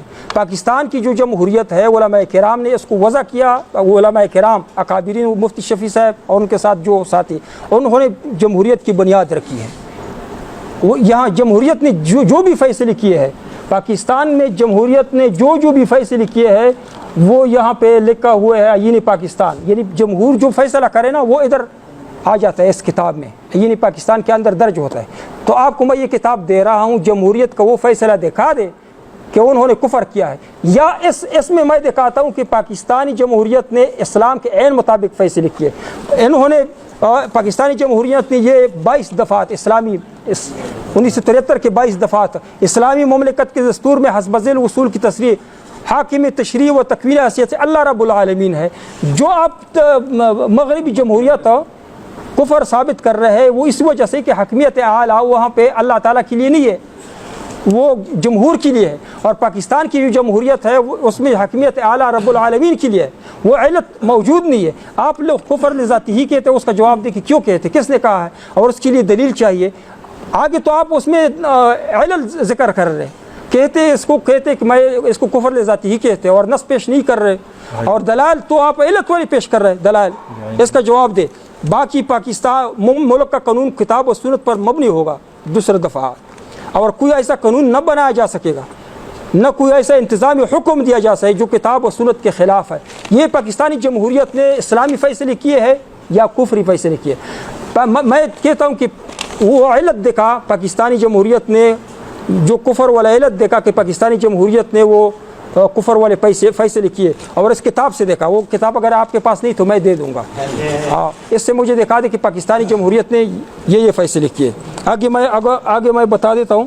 آپ نے کہا کہ یہ دکھا مفتی شفیع صاحب سے کہ اس کے واضعین علماء کرام ہے، میں پاکستانی جمہوریت پہ بات کرتا ہوں، آپ مغربی جمہوریت کی بات کرتے ہیں۔ آئندہ کے لیے مغربی کا جو نام ہو نا وہ جمہوریت پہ بات نہ کریں، اس کے ساتھ میرا اتفاق ہے، لکھ کر دیتا ہوں۔ مغربی جمہوریت کے بارے میں علماء کرام نے جتنے فتاوی جات میں، تانوی صاحب تو پاکستان بننے سے پہلے گزر گئے تھے نا، مغربی جمہوریت کے بارے میں مختار الدین شاہ صاحب نے لکھا ہے، جو کچھ لکھا ہے میں ان کو مانتا ہوں کہ ٹھیک نہیں مغربی جمہوریت، اس پہ میں بات نہیں کرنا چاہتا ہوں۔ باقی پاکستان کی جمہوریت میں جہاں لکھا ہو کہ مغربی جمہوریت کے خلاف کون سی جمہوریت ہے، پاکستانی جمہوریت، وہ دکھا دے کہ پاکستانی جمہوریت میں حکمیت اعلیٰ اللہ کو حاصل نہیں ہے، انہوں نے یہ کفری فیصلہ کیا ہے، یہ فیصلہ کیا ہے، یہ دکھا دو۔ ہاں اس کا جواب دے، اس کا جواب دے، اقلیت ہو یا جمہوریت ہو، قرآن و حدیث، اقلیت ہو یا جمہوریت ہو، اگر قرآن و حدیث کے مطابق، ایک دفعہ تو آپ نے لکھ کر دیا ہے، قرآن و حدیث کے مطابق حکم دے، فیصلہ کرے، تو آپ مانتے کہ یا اس کو بھی کفر کہتے ہیں؟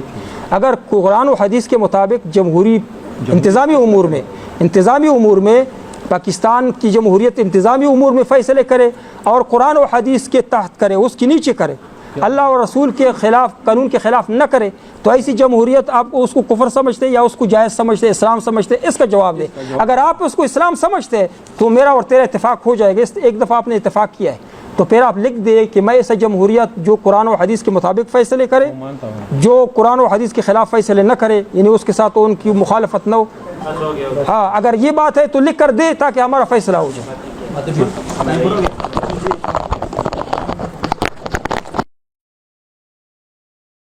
میں نے جو دعویٰ لکھا ہے کہ علی الاطلاق مروجہ ڈیموکریسی جمہوریت کفریہ شرکیہ نظام ہے، علی الاطلاق پاکستانی، ہندوستانی، بنگلہ دیشی، یورپین، دنیا جہان کی جہاں جمہوریت قائم ہے، میں کس بنیاد پر اس کو کفریہ کہہ رہا ہوں، شرکیہ کہہ رہا ہوں؟ وہ یہ بنیاد اور وجہ ہے کہ عوامی اکثریتی رائے کی بنیاد پر پارلیمنٹ کی 2/3 اکثریت منصوصات اور غیر منصوصات میں اپنے اختیارات کے مطابق قانون سازی کریں گے، جبکہ اسلام یہ کہتا ہے کہ منصوص جو مسائل ہیں جو اللہ تعالیٰ کی طرف سے اتار دیے گئے ہیں وہ جوں کہ توں نافذ ہوں گے، ان میں تو کسی کو قانون سازی کا کوئی اختیار حاصل ہی نہیں، جیسے شراب کی حرمت ہے، ٹھیک ہے، حد زنا ہے، وغیرہ وغیرہ، ٹھیک ہو گیا۔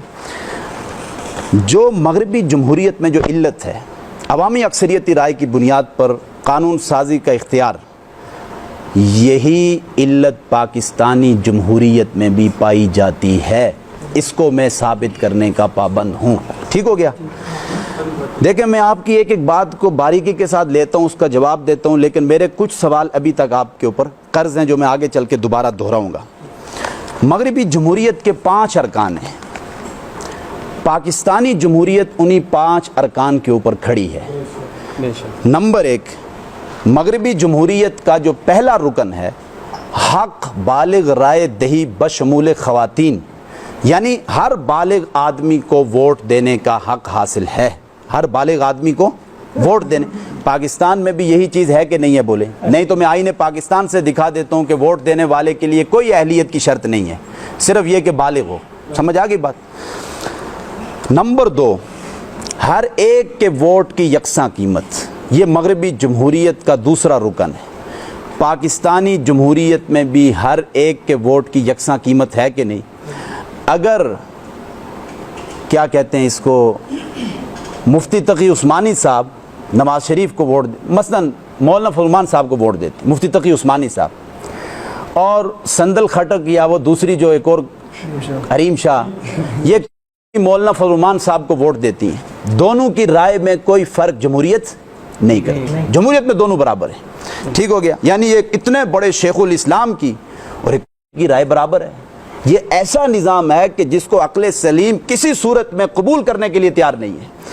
تیسرا رکن، ادھر میری طرف توجہ دے، تیسرا رکن مغربی جمہوریت کا کیا ہے؟ درخواست برائے نمائندگی۔ مفتی صاحب، درخواست برائے نمائندگی، کوئی ایم پی اے کی جا کے درخواست دے گا، کوئی ایم این اے کی درخواست، جبکہ اسلام اصولی طور پر طلب امارت کو ناپسند کرتا ہے، اصولی طور پر، اگرچہ اجازت ہے کسی کچھ استثنائی صورتیں ہیں، لیکن اصولی طور پر اسلام، جیسا کہ مفتی تقی عثمانی صاحب نے بھی اسلام، میں نے یہ کہا کہ درخواست برائے نمائندگی یہ مغربی جمہوریت کا تیسرا رکن ہے۔ ہماری جمہوریت میں بھی یہ چیز پائی جاتی ہے، ہاں، خود عہدہ طلب کرنا، جا کے طلب کرتے ہیں بھائی کیا کہتے ہیں اس کو، میں ایم پی اے بننا چاہتا ہوں، مجھے ایم این اے کا الیکشن لڑنے کی اجازت، درخواست دیتے ہیں جا کر، جبکہ اسلام طلب منصب کو پسند نہیں کرتا اصولی طور کے اوپر۔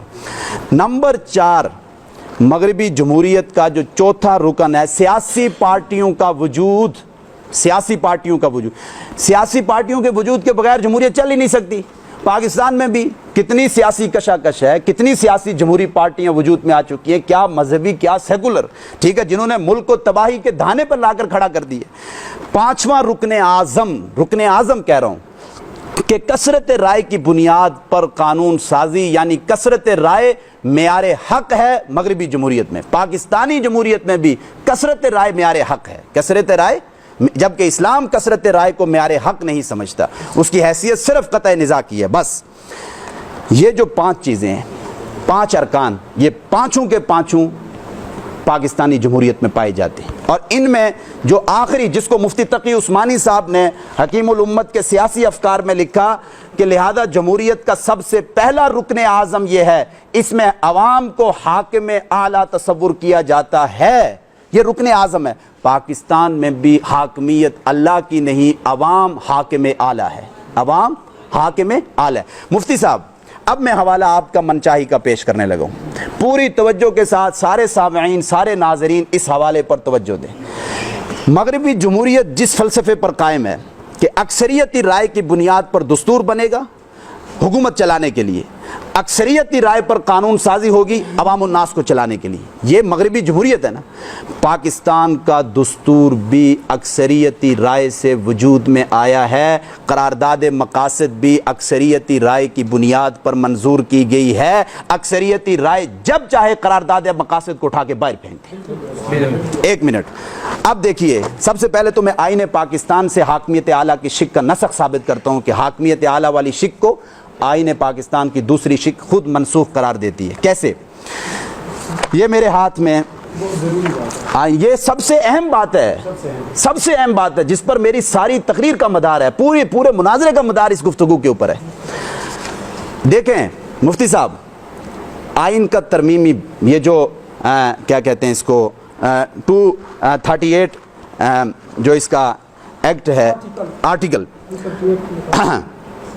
اس میں لکھا ہے کہ اس حصے کے مطابق آئین کو پارلیمنٹ کے قانون کے ذریعے بدلا جا سکتے ہیں. مفتی صاحب آئین کی کوئی دوسری شک، کوئی دوسری دفعہ، کوئی دوسرا آرٹیکل وہ 2/3 اکثریت جب چاہے قانون آئین کے کسی دفعے کو منسوخ کر سکتی ہے، اس میں ترمیم کر سکتی ہے، اس میں رد و بدل کر سکتی ہے. یہ بات لکھی ہوئی ہے، خود آئین کے اندر موجود ہے. ٹھیک ہے، یعنی 2/3 اکثریت جب چاہے وہ حاکمیت اعلیٰ والی شک کو ختم کر دے یا حاکمیت اعلیٰ والی شک کو کیا کر دے، اس میں ترمیم کر دے. ٹھیک ہے، تو گویا کہ حاکمیت اعلیٰ، ہم تو صرف حاکمیت اعلیٰ کو دیکھ رہے ہیں نا، ہم یہ نہیں دیکھ رہے کہ حاکمیت اعلیٰ خود کس اصول کے اوپر کھڑی ہے، وہ اکثریتی رائے کی بنیاد پر کھڑی ہے. اکثریتی رائے جب چاہے وہ اسے کیا کر دے، منسوخ کر دے. اب مفتی تقی صاحب کا حوالہ سنیں. ٹھیک ہے، اگرچہ مجھے ان سے بعض امور میں اختلاف ہے کہ اس خاندان نے، مفتی شفیع صاحب رحمۃ اللہ علیہ نے، انہوں نے ٹاکیاں لگا کر اسلام کے سیاسی نظام کو یا اسلام کے معاشی نظام کو مغرب کے ساتھ جوڑنے کی کوشش کی ہے، ٹاکیاں لگا کر. لیکن یہاں جو حکیم الامت کے سیاسی افکار نامی انہوں نے کتاب لکھی ہے، بڑے کھل کر یہ بات انہوں نے، مجھے مفتی تقی صاحب بہت بڑے آدمی ہیں، مجھے ٹھیک ہے حالات و واقعات ایسے ہوتے ہیں، بعض اوقات بات انسان کچھ کرتا ہے، لیکن انہوں نے جو بات لکھی ہے، جب یہ حوالہ مجھے ملا تو بس میں نے سمجھا کہ میں جو بات چاہتا تھا وہ مجھے شیخ الاسلام سے مل گئی ہے. کیسے؟ اب یہ میں جو عبارت میں پڑھنے لگا ہوں، ہر آدمی پر اس کو سننا واجب ہے. پورے غور کے ساتھ سنیے گا، ایک ایک لفظ. کتنا ٹائم باقی ہے؟ 2 منٹ. لفظ جمہوریت کا سب سے پہلا رکن اعظم یہ ہے کہ اس میں عوام کو حاکم اعلیٰ تصور کیا جاتا ہے، اور عوام کا ہر فیصلہ جو کثرت رائے کی بنیاد ہو وہ واجب التعمیل اور ناقابل تنسیخ سمجھا جاتا ہے. کثرت رائے کے اس فیصلے پر کوئی قدغن اور کوئی پابندی عائد نہیں کی جا سکتی. آگے ذرا سنیے گا. اگر دستور حکومت عوامی نمائندوں کے اختیار قانون سازی پر کوئی پابندی بھی عائد کر دے، جیسے دستور نے پابندی عائد کر دی کہ قرآن و سنت کے خلاف کوئی قانون سازی نہیں ہوگی، حاکمیت اعلیٰ کس کی ہوگی؟ دستور میں یہ لکھا ہوا ہے نا. آگے لکھتے ہیں کہ تو یہ پابندی اس لیے واجب التعمیل نہیں ہوتی کہ یہ عوام سے بالا تر کسی اتھارٹی نے عائد کی ہے، عوام سے بالا تر کسی اتھارٹی نے عائد، یا یہ اللہ تعالیٰ کا حکم ہے جسے ہر حال میں ماننا ضروری ہے. یعنی یہ جو حاکمیت اعلیٰ والی شک ہے، یہ جو اسلامی شکیں ہیں کہ قرآن و سنت کے خلاف قانون سازی نہیں ہوگی، یہ اللہ کا حکم سمجھ کر واجب التعمیل نہیں ہے، یہ عوام سے بالا تر کسی اتھارٹی کی سمجھ کر واجب التعمیل نہیں. آگے لکھتے ہیں بلکہ صرف اس لیے واجب التعمیل سمجھی جاتی ہیں یہ پابندیاں خود کثرت رائے نے عائد کی ہیں، کثرت رائے نے عائد کی ہیں. لہذا اگر کثرت رائے کسی وقت چاہے تو اسے منسوخ کر سکتی ہے، کثرت رائے کسی وقت چاہے تو اسے، یعنی آج پارلیمنٹ کی 2/3 اکثریت اس پر متفق ہو جائے نا کہ بھائی اس ایکٹ میں ترمیم، اس آرٹیکل میں ترمیم کر دو، تو 2/3 اکثریت کو یہ اختیار حاصل ہے. سنیں ایک منٹ. یہ لکھا ہے شریعت کی اسی آئین کے اندر یہ بات لکھی ہے ادھر کثرت رائے سے تمام فیصلے ہوں گے. کثرت رائے سے. پارلیمنٹ خود مختار ادارہ ہے, وہ 2/3 اکثریت کے بنیاد پر تمام فیصلے کریں گے. یہ اس آئین کے اندر خود یہ بات لکھی ہوئی. ٹائم پورا تو نہیں ہوا, کچھ رہتا ہے؟ اچھا آخری بات دیکھیے, آخری بات میری سن لی. میں نے جو آپ سے سوالات کیے, پہلے میں اپنے سوالات دہرا دیتا ہوں. میں نے آپ سے سوال یہ کیا کہ بھائی جمہور اور جمہوریت میں فرق واضح کریں, دونوں کی تعریف کریں. جمہور کسے کہتے ہیں, جمہوریت کسے کہتے ہیں؟ دونوں متضاد جنسیں ہیں, جمع نہیں ہو سکتی. جمہوریت ایک مستقل نظام حیات کا نام ہے, مستقل نظام حیات کا نام ہے. جمہور صرف ایک فقہا کی اصطلاح ہے. دونوں میں فرق واضح کریں. دوسرا سوال جس کا ابھی تک آپ نے حل نہیں کیا, خلافت راشدہ کے دور سے لے کر خلافت عثمانیہ کے خاتمے تک کب کس زمانے میں اسلام کے سیاسی نظام, اسلام کے سیاسی نظام کے لیے, اسلام کے سیاسی نظام کے لیے لفظ جمہوریت کو بطور اصطلاح کے استعمال کیا گیا؟ یہ دو فرق واضح کریں. دونوں سوالوں. میں شروع کرتا ہوں. بسم اللہ الرحمن الرحیم. کمرے میں بیٹھ کے بات کرنا یہ تو آسان کام ہے, یہ بھی کر سکتا ہے, بچہ بھی کر سکتا ہے, لیکن مناظرے کے میدان میں جواب دینا یہ تو آپ کے لیے آج قیامت ہے. قیامت میں آپ سوالات کے جوابات دینے, یہ آپ کے لیے دنیا نہیں, یہ مناظرے کا ابھی آپ پہ قیامت قائم ہے.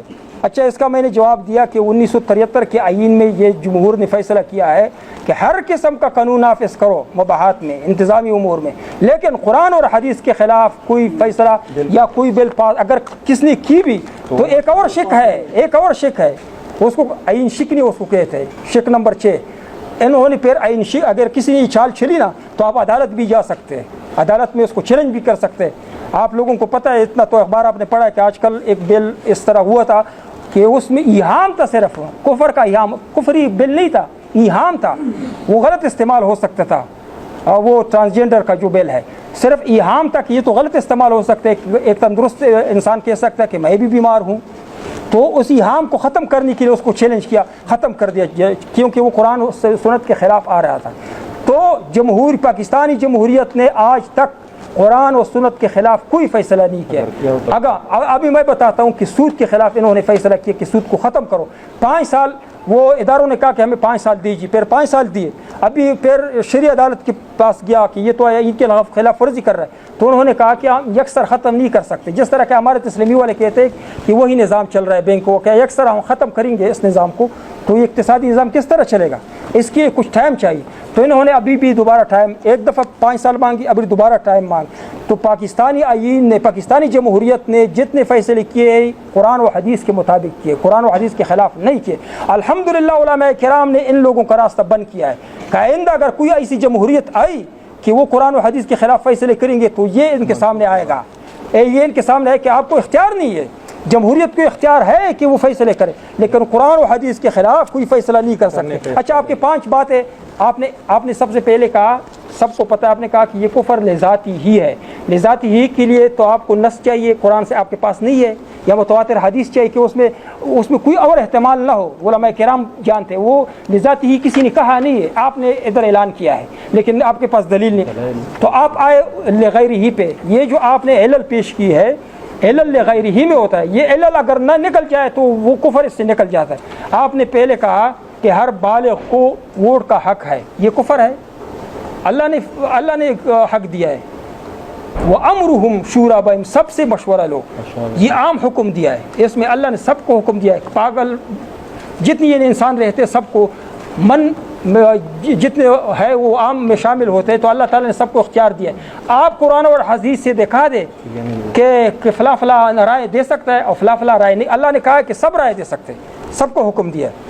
آگے دوسرا کہا آپ نے دلیل, مودودی صاحب کا وہ اچھا, حضرت عبد الرحمن عثمان رضی اللہ کا جواب سن لیجئے. عثمان رضی اللہ کا جواب سن لیجئے. آپ نے کہا عثمان رضی اللہ کی جمہوریت اکثریت سے نہیں ہوئی تھی, وہ سن لیجئے. حضرت یہ کتاب ہے تاریخ ابن کثیر. اچھا, حضرت عبد الرحمن بن عوف رضی اللہ ان دونوں کے بارے میں لوگوں سے مشورہ کرنے لگا, اور لوگوں کے سرداروں کی رائے سے مسلمانوں اور کے سرداروں کی رائے متفرق اور مجتمع طور پر اکا دوکا اور اجتماعی رنگ میں پوشیدہ اور اعلانیہ طور پر اکٹھا کرنے, حتیٰ کہ آپ پردہ نشین عورتوں کے پردے میں بھی ان کے پاس گئے, اور مدرسہ کے لڑکوں اور مدینہ کے طرف آنے والوں سواروں اور بدوؤں سے بھی 3 دن اور رات مشورہ کیا. اور حضرت ان سب نے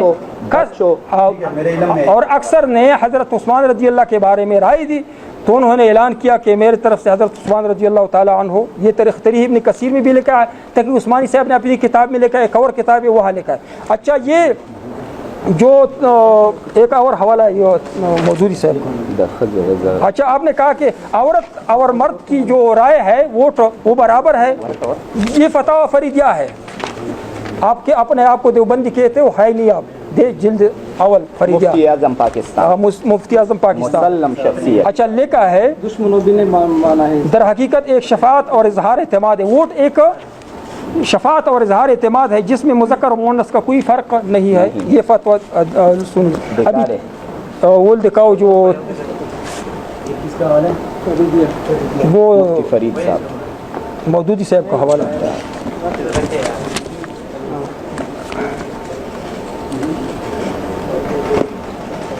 ابو بکر رضی اللہ عنہ، مودودی صاحب والا۔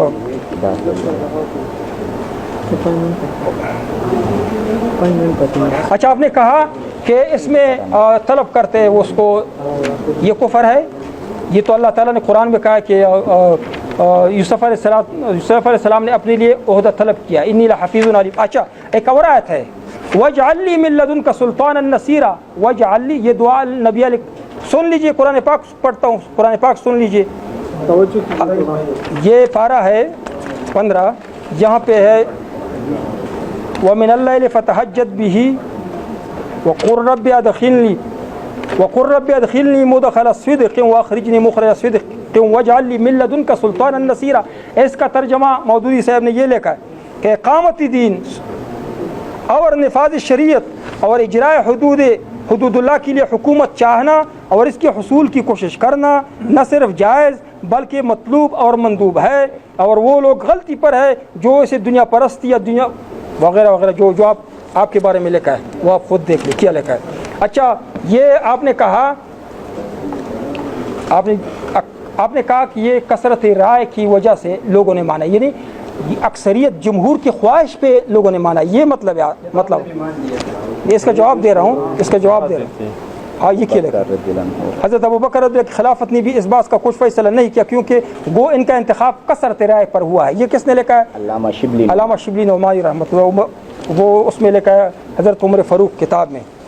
اچھا اس کا میں جواب دے رہا ہوں کہ آپ لوگوں کا یہ تکفیریوں کا یہ اعتراض ہے کہ یہ جو حکمیت اعلیٰ کی جو شک ہے یہ اللہ کے لیے لوگوں نے نہیں مانا ہے بلکہ اکثریت کے خواہش پہ انہوں نے تسلیم کیا ہے۔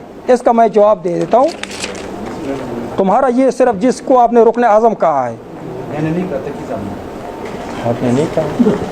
تقی عثمانی صاحب کا میں دکھاتا ہوں کہ اس نے کہا حکمیت اعلیٰ وہ حاصل ہے، وہ اسلامی جمہوریت۔ تقی عثمانی صاحب کو مانتے ہو؟ مغربی جمہوریت کچھ مانتے ہو کچھ نہیں۔ تقی عثمانی صاحب نے اسلامی جمہوریت پر کتاب لکھی ہے، یہ کتاب لکھی ہے کہ پاکستان میں جو جمہوریت اسلامی ہے اس نے ان کو اسلامی کہا ہے، وہ مان لیجیے۔ اگر تقی عثمانی صاحب پہ آپ نے فیصلہ کرنا ہے تو کراچی کو فتویٰ بھیج دیتے کہ پاکستان میں جمہوریت اسلامی یا غیر اسلامی ہے، اس پہ فیصلہ کرتے۔ اگر علماء دیوبند پہ آپ فیصلہ کرتے تو بتا دیں، جو آپ نے سامنے رکھے کراچی علماء کرام ان پہ فیصلہ کرتے، سب کہتے کہ اسلامی نظام جو آپ علل بیان کر رہے ہیں کہ اس میں علل ہے پاکستانی جمہوریت میں، وہ علت موجود نہیں۔ آپ نے یہ کہا کہ یہ اچھا ایک اس کا جواب دے کہ اگر مؤذن اذان دے اور آپ مسجد جائے یا کوئی تبلیغ والا ساتھی آپ کو سیروزہ کے لیے یا چلہ کے لیے لے جائے دین کے لیے، تو یا آپ ان کو خواہش بھی دین پہ عمل کر رہے ہیں، نماز پہ عمل کر رہے ہیں، یا اللہ کا حکم سمجھ کر؟ اس کا جواب دیں۔ یا آپ کو کوئی مصلح کوئی مبلغ آپ کو دین کی طرف بلائے، اس کی وجہ سے آپ داڑھی چھوڑ دیں یا آپ وضاقتہ اسلامی بنائے، تو اس کا یہ مطلب ہوا یہ کفر ہوا کہ یہ آپ نے کسی کی خواہش پہ، خواہش تو ہے مصلح و مبلغ کی خواہش ہے، تو جمہور کی بھی خواہش ہے کہ یہ حکمیت اعلیٰ اللہ کے لیے ہو، کیونکہ قرآن میں ہے یہ لکھا ہے، یہ حکم لکھا ہے، یہ منسوسی حکم ہے، ثابت امور ہے، تو جمہور کی یہ خواہش ہے کہ پاکستان میں نافذ ہو، اور یہ بھی خواہش ہے قرآن و حدیث کی جو نظام ہو وہ بھی قرآن نافذ ہو۔ اب بتاؤ اگر خلافت ہو تو کوئی خلیفہ آپ کہیں گے کہ یہ خلیفہ کی وجہ سے ہم نے نفاذ وہ کیا ہے، قرآن و حدیث نافذ کیا ہے، اس کا یہ مطلب ہے۔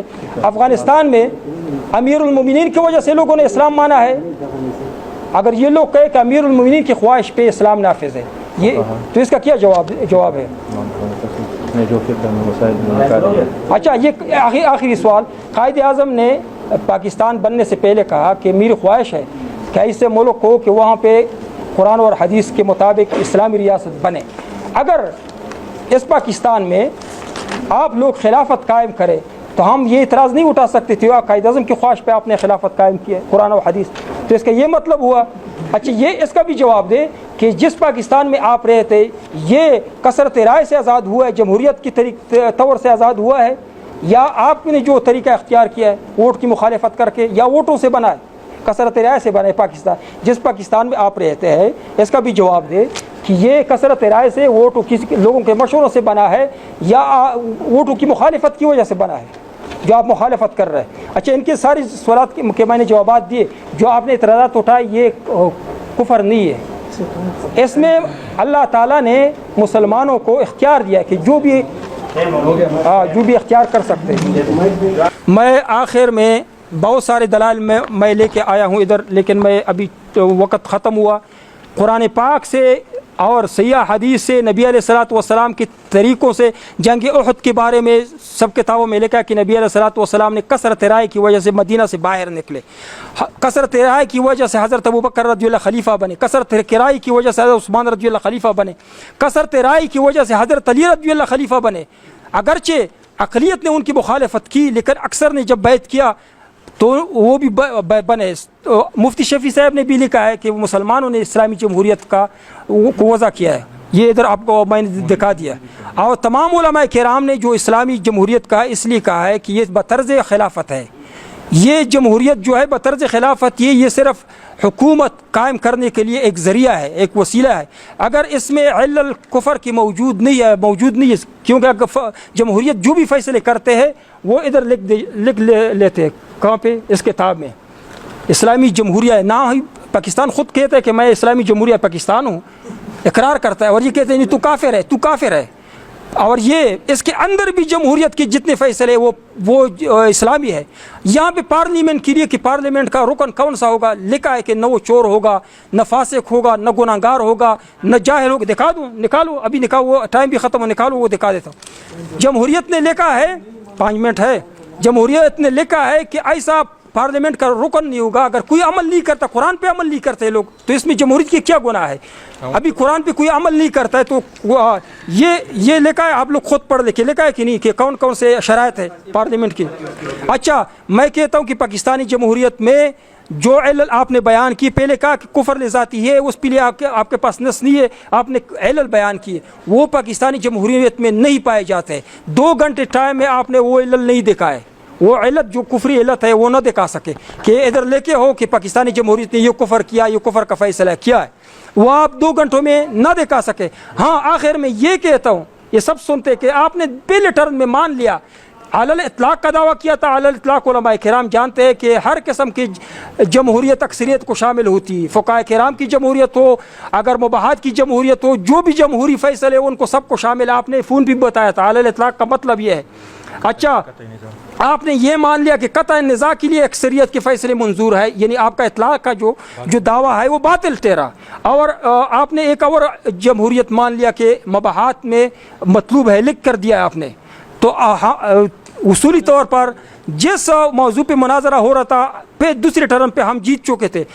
اصول یہ تھے کہ ہم آپ کو لکھ دیتے کہ کوئی دوسرا دعویٰ لکھتے، اس دعویٰ پہ علل اطلاق کا دعویٰ جو ختم ہوا ٹول دلائل دنیا شوی، لیکن اس کے باوجود ہم نے آپ کو ٹائم دیا، 2 گھنٹے ٹائم دیا، اور آپ نے کچھ پیش نہیں کیا۔ کفری دلیل نہ آپ پیش کر سکتے، نہ آپ کے بڑے پیش کر سکتے۔ الحمدللہ ساری کتابیں ہم نے بھی پڑھے، جو اکابرین نے کہا پاکستانی جمہوریت اسلامی جمہوریت ہے، اس کو مان جاؤ، اللہ کے لیے مان جاؤ، اکابرین کی مخالفت نہ کرو، اکابرین کے پیچھے چلو، دنیا میں اللہ تعالیٰ کامیاب کرے گا، آخرت میں بھی کامیابی دے گا۔ سارے جانتے ہیں، مفتی صاحب سے میں پہلی ٹرم سے یہ سوال کر رہا ہوں کہ خلافت راشدہ کے دور سے لے کر خلافت عثمانیہ کے خاتمے تک کب کس زمانے میں مسلمانوں نے لفظ جمہوریت کو سیاسی نظام کے لیے بطور اصطلاح کے استعمال کیا؟ ابھی تک اس کا کوئی جواب آیا آپ مجھے بتائیں؟ نہیں ہے۔ پھر اس کے بعد میں نے دوسرا سوال مفتی صاحب سے یہ کیا، مفتی صاحب جمہور اور جمہوریت میں فرق واضح کریں۔ میرے نزدیک یہ دو متضاد راہیں ہیں۔ مفتی صاحب نے جمہور اور جمہوریت کی علیحدہ تعریف نہیں کی، جبکہ میں نے سید سلیمان ندوی کا حوالہ پیش کیا کہ جمہور اور جمہوریت دو علیحدہ راہیں ہیں، یہ ایک راہ نہیں ہے، اکابر دیوبند میں سے ہیں۔ اب اس کے بعد مفتی صاحب نے یہ کہا کہ دیکھو جی آج تک تو پارلیمنٹ میں قانون سازی کوئی قرآن و سنت کے خلاف ہوئی نہیں ہے۔ مجھے آپ بتائیں کہ ٹرانسجینڈر کا جو قانون تھا 2018 کی اسمبلی نے پاس کیا، سینٹ سے پاس ہوا کہ نہیں ہوا؟ ہم جنس پرستی کا قانون کہتے ہیں اس پر ایک پر چپ مفتی صاحب دلیل نہیں پیش کر رہا مفتی صاحب 10 منٹ کا اگر آپ ہاں ٹھیک ہے ادھر میری بات یار اللہ کے بند چپ کر جائے۔ 2021 تک 16,530 مردوں نے نادرا کے آفس میں جا کر اپنی جنس تبدیل کروائی ہے، اور 12,154 خواتین نے اپنی جنس تبدیل کروا کر نادرا میں درج کروایا کہ ہمیں مرد قانونی طور پر تسلیم کیا جائے، ہم اپنے آپ کو مرد فیل کر رہے ہیں، جیسے مفتی صاحب نادرا کے آفس میں جا کر کہیں میں اپنے آپ کو لڑکی فیل کر رہی ہوں۔ ہاں میں صاحب کو ہی دکھاؤں گا آپ کو۔ سنیں چپ ٹائم روک دو یار، ٹائم روک دو، میں ثبوت دوں گا 1 منٹ۔ مفتی صاحب نے کہا ابو بکر سنیں، چپ کریں۔ مفتی صاحب نے کہا ابو بکر صدیق کا انتخاب کثرت رائے سے ہوا ہے، ٹھیک ہے، یہ میرے ہاتھ میں تاریخ اسلام ہے، ٹھیک سنیں۔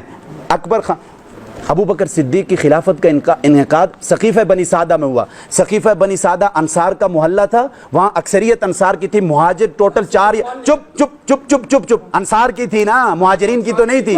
مہاجرین ٹوٹل 4 یا 5 بندے تھے۔ ٹوٹل کتنے بندے تھے؟ یار ٹائم کاٹو یار۔ یہ آپ کیوں بول رہے ہیں؟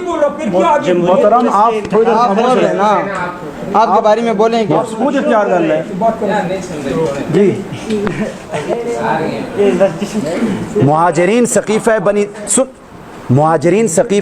یار نمٹ ہو گئے، کوئی بندہ نہ بڑھے بھائی بس پلیز۔ مفتی صاحب تحمل کریں نا جی۔ چلیں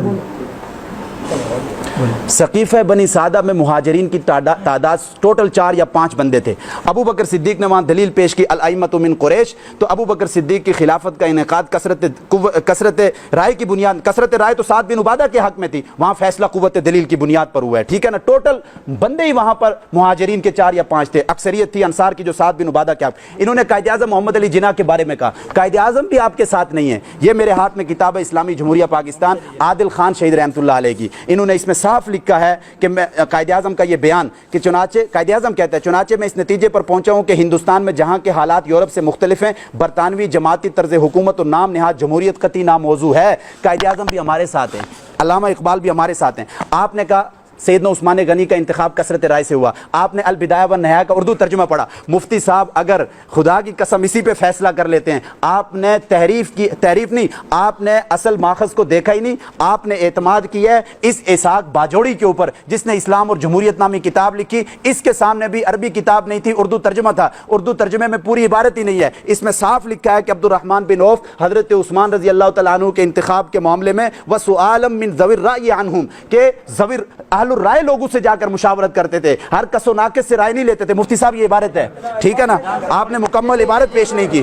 اگر یہ عبارت نہ ہو میں شکست لکھ دوں گا میں اپنی شکست ادھر ہی لکھ دوں گا، ٹھیک ہے۔ سنیں ٹائم روکیں یار، ٹھیک ہے، سنیں ہاں سنیں ادھر مفتی صاحب، میں ٹائم پورا کدھر ہوا ہے یار؟ 1.5 منٹ ہے مفتی صاحب، 1.5 منٹ ہے مفتی صاحب، 1.5 منٹ ہے۔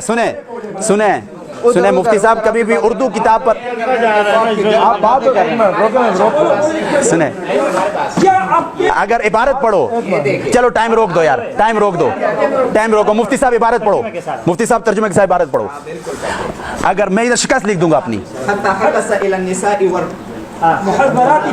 پڑھو نہ اتنی نہ بس نہ ساری پڑھو نا، میں پڑھوں،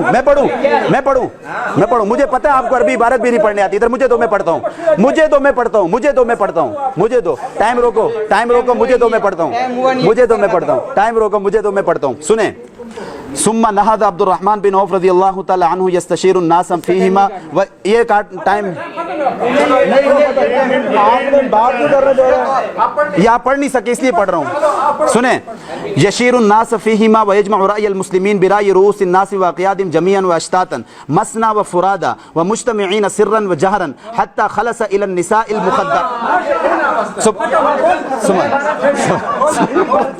वहत्ता सअल विल्दान फिल मकातिब, ठीक है, फिल मकातिब मदरसे के तालिब इल्म, ठीक है, वहत्ता सअल मन यरिदु मिन रुकबानी वल अराबी इलल मदीनति फी मुद्दति सलासति अय्यामिन बिलयालिहा फलम यजिद इस्नैन यख्तलिफान फी तक़द्दुम उस्मान इब्न अफ़्फ़ान इल्ला मा युनक़लु अन अम्मार वल मिक़दाद अन्नहुमा अशारा बि अली इब्न अबी तालिब सुम्मा बायअ मअ अन्नास अला मा सनज़कुरु। अब इसके बाद इसका तर्जुमा ये है कि अब्दुर्रहमान बिन औफ ने हज़रत उस्मान रज़ी अल्लाह तआला अन्हु के इंतिखाब के सिलसिले में किस किस से मशवरा किया। नंबर 1, आपने पर्दे में जाकर औरतों से मुशावरत की, ठीक है, 1 मिनट। दूसरी बात, आपने मदरसे के तलबा से भी वो किया, क्या कहते हैं इसको, बच्चों से तो कोई भी नहीं राय लाता ना, कोई बेवकूफ़ तो नहीं है। सुने, तो अल्लाह के बंदे, विल्दान फिल मकातिब का मतलब है मदरसे के तलबा, छोटे बच्चे से कोई राय लेता है? सुने, तो आगे सुने, वहत्ता सअल मन यरिदु, उन्होंने जो मदीने में सवार आते थे उनसे भी राय लेते थे, जो बद्दू थे, जो देहाती थे, उनसे भी राय लेते थे। सुने, बद्दू भी बड़े तजर्बाकार होते हैं, बद्दू भी। सुने, आगे सुने, ये बातें जहाँ तक आपने वो इबारत पढ़ी है ना, उधर वो यहाँ तक की है। अब सुने आगे जो मैं इबारत पढ़ता हूँ, फसआ फी ज़ालिका अब्दुर्रहमान सलासत अय्यामिन बिलयालिहा, अब्दुर्रहमान बिन औफ हज़रत उस्मान के इंतिखाब के मसले में 3 दिन तक और 3 रातें कोशिश जिद्दोजहद में करते रहे कि किसको मुंतखब किया जाए, उस्मान को या अली को। ला यग़तमिसु बिकसीर नौमिन, फरमाया कि नहीं सोए वो इन 3 रातों में, इल्ला सलातन व दुआअन व इस्तिखारतन, वो नमाज में मसरूफ़ रहे, दुआ में मसरूफ़ रहे, इस्तिखारा में मसरूफ़ रहे। आगे सुनिए, व सुआलम मिन ज़विर रअय अन्हुम, वो सवाल करते रहे उन लोगों से जो अहलुर राय थे, उन औरतों से जाकर मशवरा लिया जो अहलुर राय थी, उन मर्दों से जाकर मशवरा लिया जो अहलुर राय थे। हाँ, नहीं कसरत से कसरत, जमहूरी कसरत क्या है? एक मिनट, जमहूरी कसरत यह है कि सब की पूरे मदीने की वोटिंग होती, पूरी इस्लामी स्टेट की वोटिंग होती। वहां तो मदीने की अक्सरियत क्या, मदीने की अकलियत से भी फैसला नहीं लिया गया। सुने, छोड़ लें, बस आखिरी बात 1.5 मिनट था ना यार, चलें जी, बातें कर रहे थे। चलो ठीक है जी, मुफ्ती साहब दुआ करें, बस ठीक है जी।